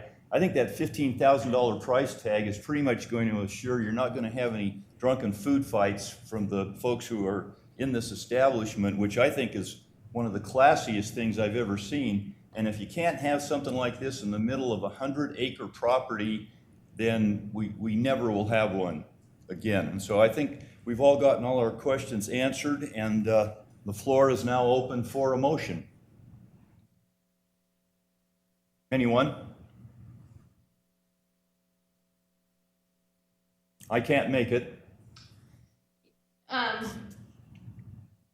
would move that we approve this project, but let me, it's gonna take me a little bit to get the motion all together because I want to include all of the variables. So based on the findings of fact and conclusions of law contained therein, I move that the commission approve project number 201-902-793 CU-MSP, subject to the conditions of approval attached as Exhibit A. And so in Exhibit A, I want to include the additional voluntary conditions that the applicant has outlined, which are listed on the screen. And Diane might want to put those into item 34, which would be item 1 through 8, and then item 35 would be item 9. And then to change condition 26 to 12 a.m. and remove condition 28. And then I would like to add an additional condition that the applicant limit capacity to 500 people for those, for up to 5 events a year, and those events be daytime events. And I'd like to suggest that the parking number be 150 instead of the 175. That it, Brenda? I think so. Okay, is there a second for that motion?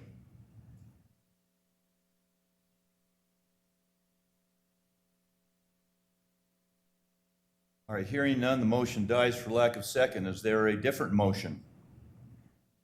Yeah, this is Paul. I would move to table the application to permit further sound studies with regard to the individuals who expressed concerns about noise problems at this hearing.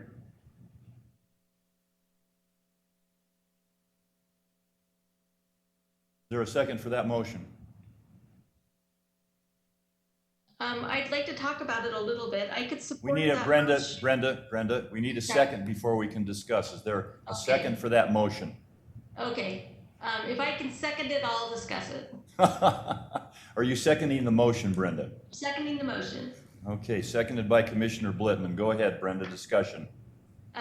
If we're going to table it, I would like to limit the discussion to just the noise issue, and I would like us to work through all of the other conditions so that when we come back, we only talk about the noise issue and the additional sound study that was done, and that we've addressed the parking issue and the other conditions. That would be my suggestion.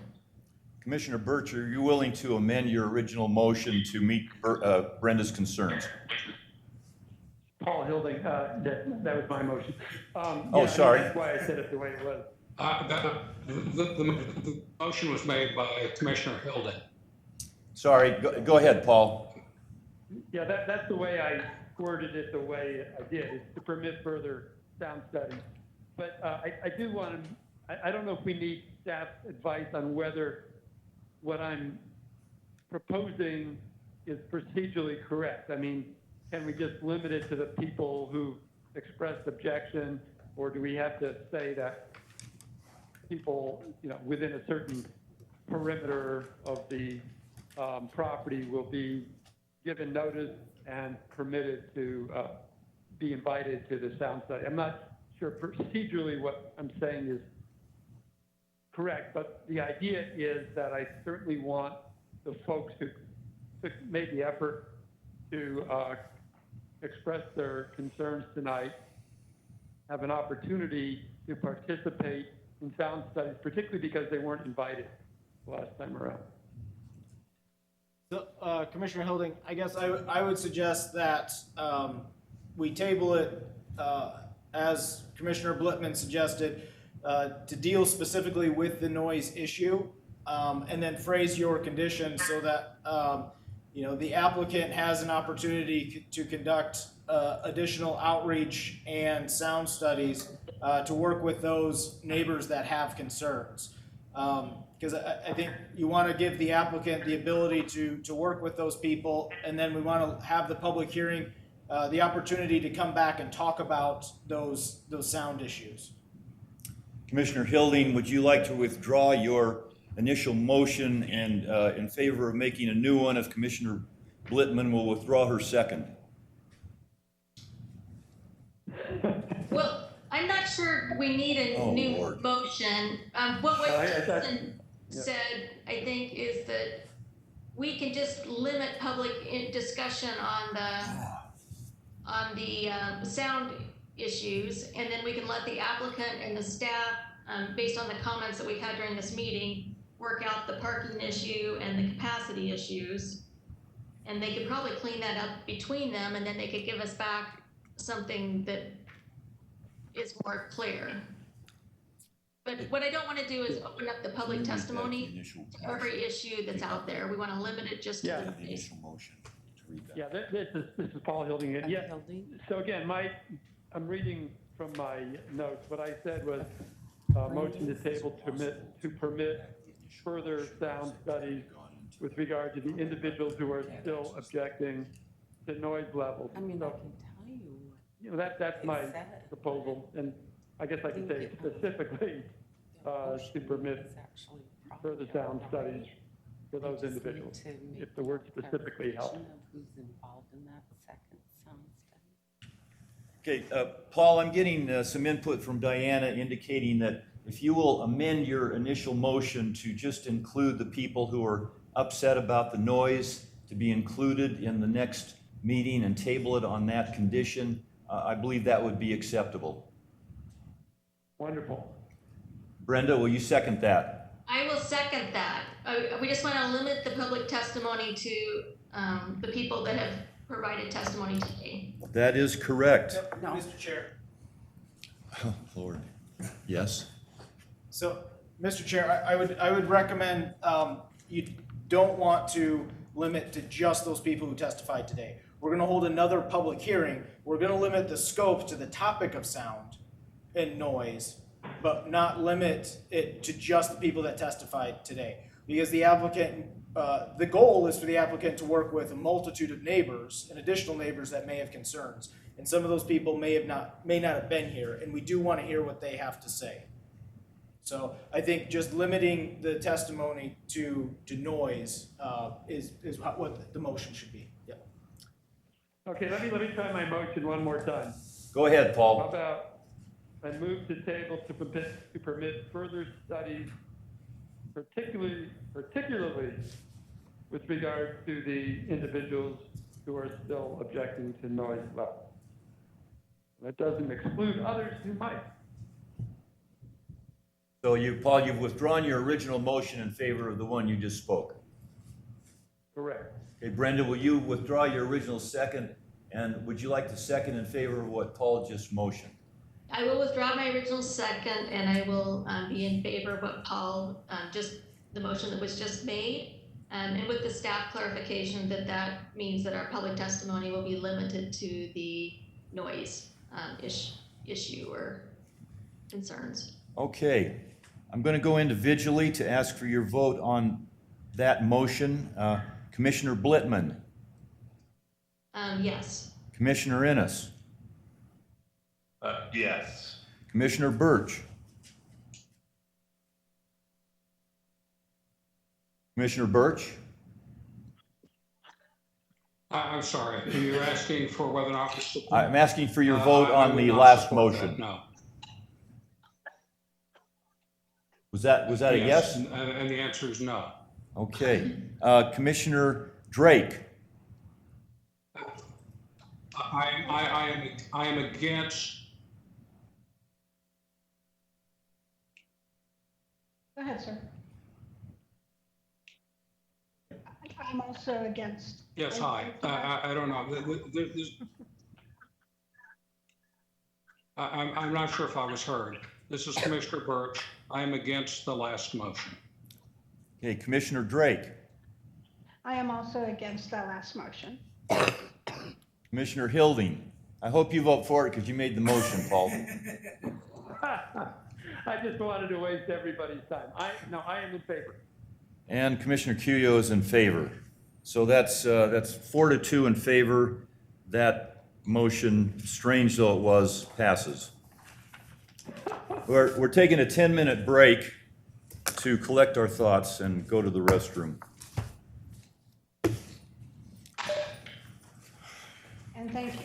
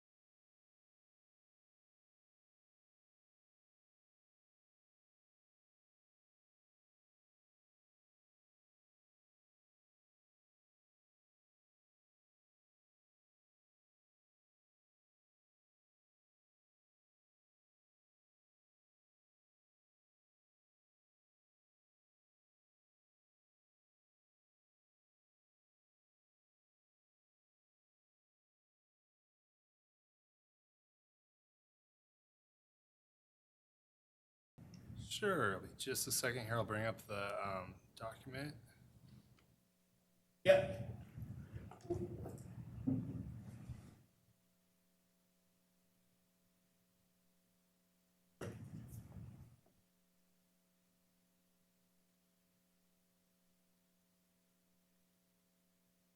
So, Mr. Chairman and Commissioners, project number 2020-00460S-PR-PBA is a preliminary plat for a two-lot subdivision with a private road and a property boundary adjustment. The property being subdivided contains approximately 10.04 acres and is located at 351 West Lake Hazel Road. The other property associated with the property boundary adjustment is located right next door at 415 West Lake Hazel Road. It consists of approximately 5.36 acres. The property is zoned rural urban transition, and the rural urban transition district requires a minimum lot size of 5 acres and 250 feet of frontage. Both lots will take access from the proposed private roads. The proposed private road comes off here, and it'll provide access to both properties along the western side of the property line. The survey, the property boundary adjustment application for this project resulted from when the applicant surveyed the property for the subdivision. The survey showed that the property line of the property and their neighbors, Erik and Shauna X-line, lies 3.6 feet further to the west than the fence line. The X-line property has a shop on it, and I'll kind of scroll down here so you kind of see this shop right here. When they did the survey, they ended up realizing that the X-line shop actually encroaches into the applicant's property. So basically this property boundary adjustment will help resolve this shop, and so this shop will be fully within the X-line property rather than encroaching onto the Carlson's property. The property boundary adjustment will adjust the property boundary adjustment between the two properties, and I'll stand for any questions. Any questions from the commission for Brent? Commissioner Blitman? No questions. Commissioner Innes? No, thanks. Commissioner Birch? Commissioner Birch, No any questions. questions for Brent? Commissioner Drake? No questions. Commissioner Hilding? No question. Okay, the floor is open for comments on the application. I can see y'all, just raise your hand. We have the applicant needs to testify, Commissioner Cuyo. Yeah, Mr. Chairman, we do have the applicant is here. Oh, my mistake. I missed him. All right, the floor is open for the applicant to testify. Please proceed. Yes, good evening. Can you hear me? Yes. My name is Sharon Carlson and my husband is Gerald Carlson. And we bought and live at the property at 351 Westlake Hazel Road, Meridian at 83642. We bought the property in 2017. And about a year ago, our daughter and son-in-law expressed interest in possibly owning and buying the back 5 acres, which is the main reason why we are making this request to divide the property one time. So we had the surveyors come out, as Brent mentioned, and we dealt with whatever issues felt were needed, and Brent oversaw that and double-checked it with us. And so we are respectfully requesting approval to do so. Any questions for the applicant from the commission? Just raise your hand or Paul shout out if you have a question. Brenda, it looks like something's forming on your lips. Feel free. This is Brenda. Quick question. Go ahead. Did you have a neighborhood meeting, and were there any neighbors that came, and did they have any complaints or any that they wanted to address? Yes, we had a neighborhood meeting and they were all in favor and have no issues whatsoever. We've got wonderful neighbors, actually. We're very fortunate. Congratulations. Thank you. I know. We're very lucky. Commissioner Innes, any questions for the applicant? No, thanks. Thanks. Commissioner Drake, any questions for the applicant? No Commissioner questions. Birch, questions for the applicant? No, Commissioner Bittman asked the question I was going to ask. Thank you. Oh, darn her, she does that a lot. Commissioner Hilding, any questions for the applicant? Yeah, that's the problem with being the last one. I don't have any good questions left. All right, No questions. the public hearing is closed and open for comments from the commissioners. Any comments from the commissioners? Just speak up. Next time we need to go in the opposite direction, so I'm the last person to ask questions. I'll remember that, Brenda. Thank you. I'm sure Paul appreciates it too. Yeah. Okay, in that case, the floor is open for a motion.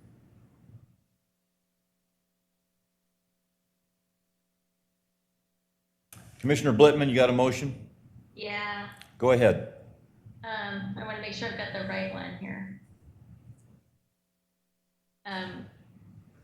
Based on the findings of fact and conditions of law contained therein and testimony from the public hearing, the commission recommends approval of project number 202-2000460 SPR PBA to the board subject to the conditions of approval attached as Exhibit A in a preliminary plat dated February 21st, 2020.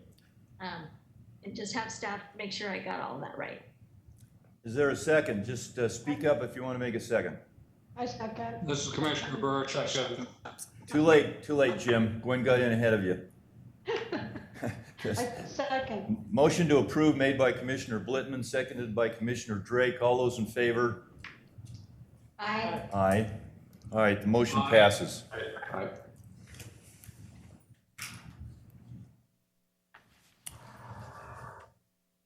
Thank you very much for attending, applicant.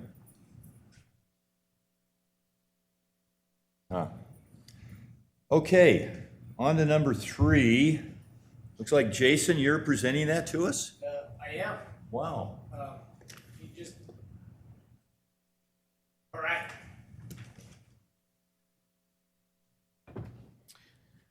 Thank you, Mr. Chairman, Commissioners. So I had to make sure that computer was okay on autopilot. The next item on the agenda. Why is this not? Oh.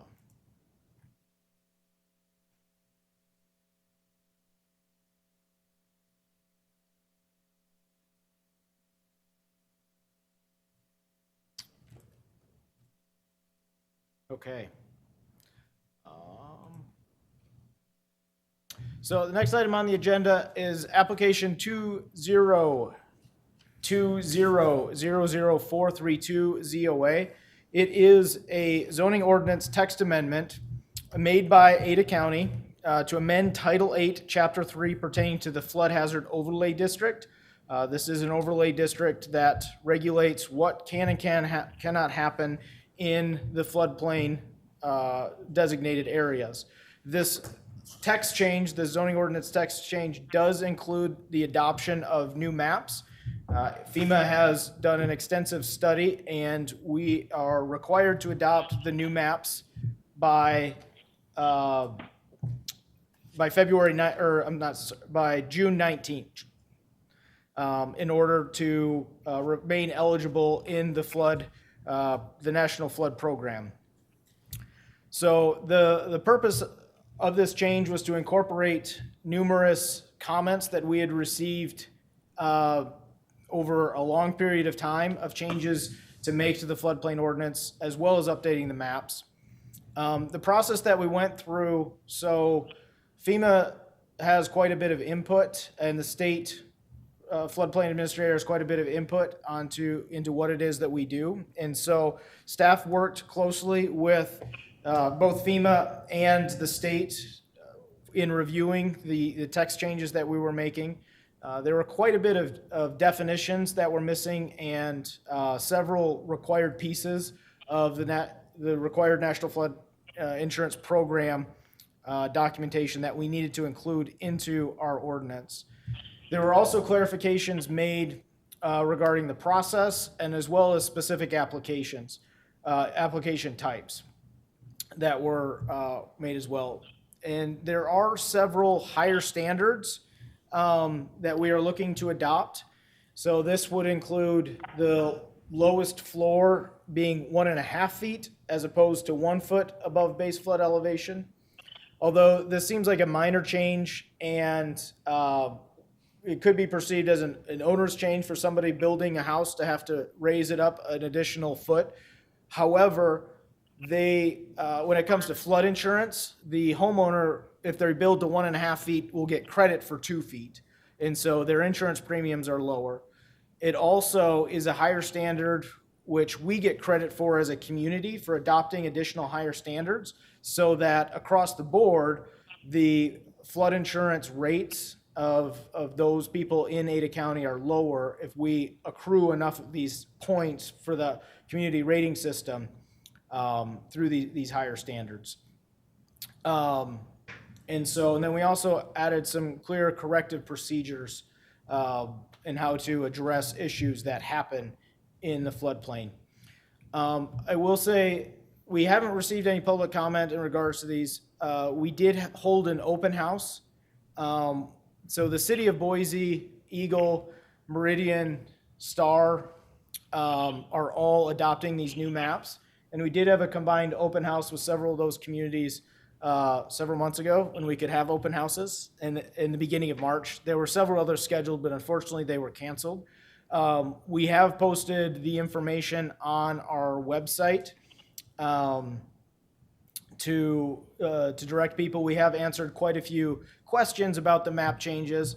And just real quickly, I can show you at a high level. So this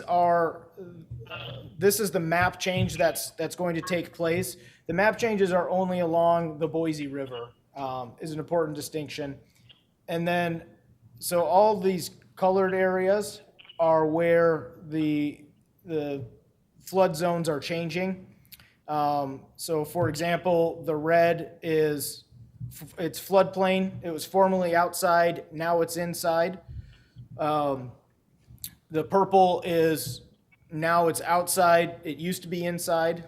And so there's a whole list of zones that are changing. Within the middle of the map, from Garden City, from the edge of Boise all the way to past Eagle Island, is a seclusion zone. This area is not, there are no changes being made to the maps in this area. We have the data. I can turn it on and I can show you. And as you can see, there's a lot of red. And there was a lot of concern with all of that red, all these properties that were outside the floodplain coming into the floodplain. Mm-hmm. And so there's a process when you go through the adoption process where you can request certain areas be secluded or not included, basically, so further study can be done. And that's what's happening in this area within this black boundary. FEMA has agreed to allow additional time for further study to be done. And there are numerous efforts happening right now to further those studies for additional information. So I guess at this point, we are required at a minimum, like I said, to adopt the maps. We felt it was an opportune time to revise the floodplain ordinance and to make it easier to read, easier to use, as well as providing some benefit to individual property owners and the community as a whole. And I guess share one. Uh-oh, did I close it?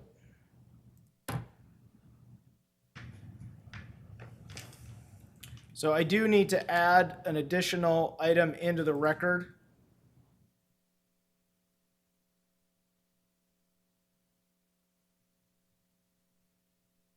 I need to see which item number it's going to be. No.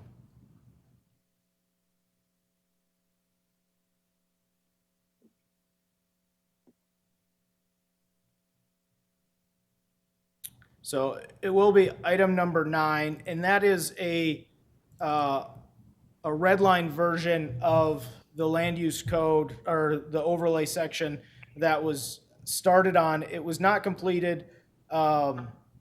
but it gives an idea of some of the changes that were made. So as we started to work through this process with our prosecuting attorney's office, and they felt that it was better to just have take the clean slate approach as opposed to the red line approach, because there were such substantial changes to the ordinance.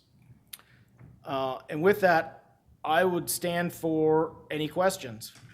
Any questions from the commission for Jason? Commissioner Blitman?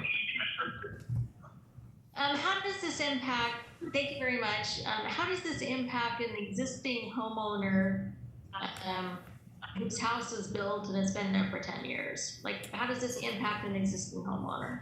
So I guess there's a couple different ways. When it comes to insurance rates, property owners have been made aware that it makes sense to apply for insurance as of right now if their home is below base flood or within conflict of base flood. Because if you have a policy in place now and the maps change, you get a preferred rate.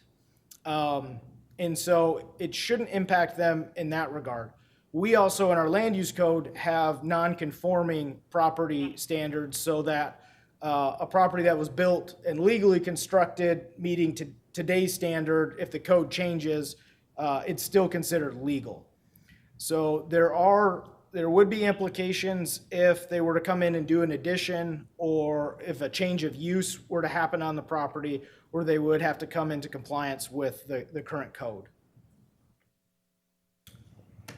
Other questions? Commissioner Innes, any questions for Jason? No, thanks. Commissioner Birch, any questions for Jason? So Jason, you may have already addressed this, and I apologize if I missed it. If somebody has already pulled a permit and have already done the design work, will this impact them? No, that is an excellent question. So when it comes to entitlements, a property is entitled under the code when they made the permit application. And so they have the expectation that I submitted a permit today, I received my permit today under this code. That's what they are required to build under, even if it changes tomorrow. Any others, Jim? No, that answered it. Thank you. Commissioner Drake, any questions for Jason? No, not at all. Commissioner Hilding? Yeah, I think I'm going to have to recuse myself. I live along the Boise River, and looking at that tiny little map, I can't tell. It's small on my screen whether it affects me. So I'm going to just, out of an abundance of caution, not participate. All right, so noted. In that case, the floor is open for a motion. Anybody? I wish to pass motion. I wish to pass the motion. Thanks. Can you hear me? Yes, okay. Go ahead, Chris. Okay, thanks. Based upon the findings of fact and conclusions of law contained herein, and the testimony from the public hearing, the Commission recommends approval of the proposed amendment to the Ada County Code, project number 202-000-432-Z-O-A. Is there a second? Second. Motion to approve by Commissioner Innes, seconded by Commissioner Blitman. All those in favor? Aye. Aye. Passes unanimously. Thank you. Okay, Jason, we got minutes from the commissioners' meeting yet? Correct. Yes, we have, there are minutes for the March hearing that do need to be approved. Okay. Before we move on, can I just make sure the minutes reflect I did not vote? I know you can't see me, so I did not vote on that last motion. So noted. Move on. I actually had a couple staff questions. Is that okay? That like, how long until we deal with the middle section, or is that somebody else that deals with the middle section? And then how often does FEMA update these maps? Excellent questions. So first of all, the middle section, I believe they were given about 5 years until they have to go back to FEMA. We do have some portions that are included in that area, and so We may have to change a date in our zoning ordinance, and so there may be an amendment just to change the date. We don't anticipate changing the text of the ordinance at that time. We're just adopting the new maps. Yep. Okay, thank you. And then to the second question, how often? So FEMA's maps, that the last time they were updated was 2002. However, those maps are amended pretty regularly by landowners or by government entities that do additional studies. And so even though the map will be adopted June 19th, there could already be an effect. There are already amendments in place for them to approve to change some of those lines on those maps. Okay, thank you. Yep. What's next, Jason? Minutes. Yep.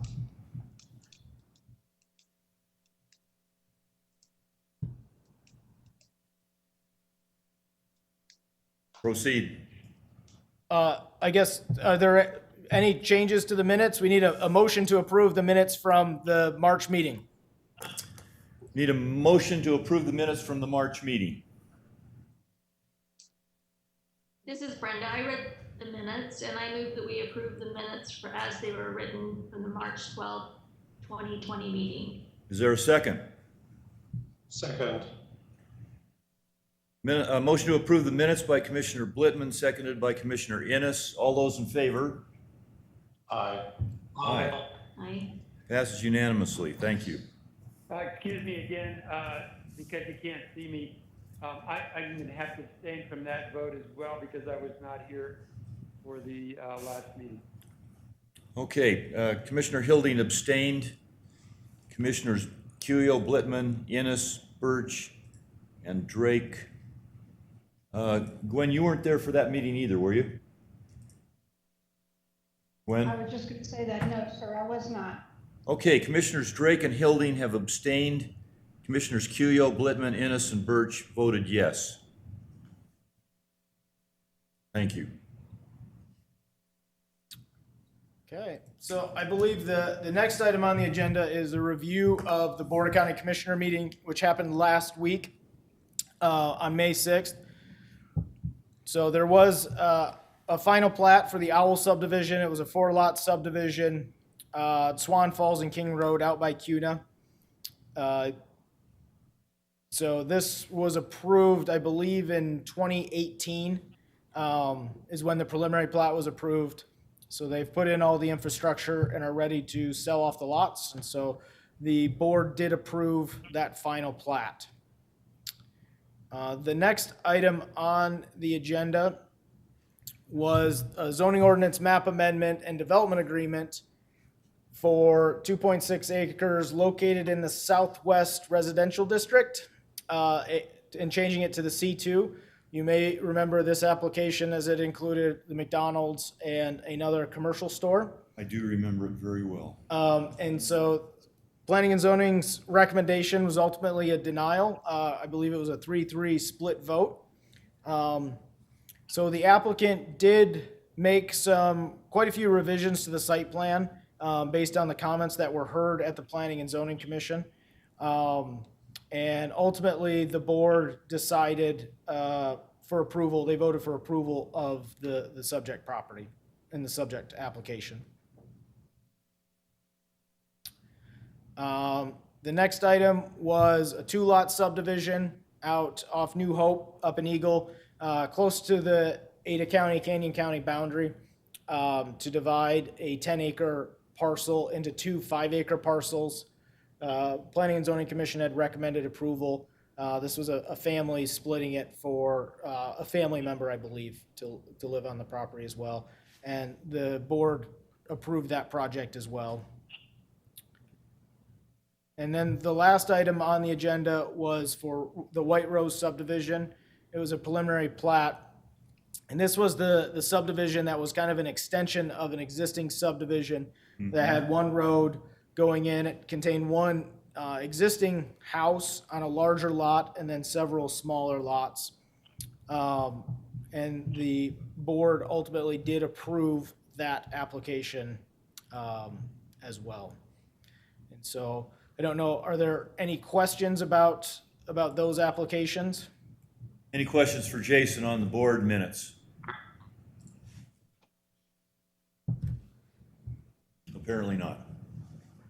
So we did have public that came to testify on that Kimley Horn application, the McDonald's application, as well as White Rose. So we did hear, they did hear similar concerns to what you heard as well.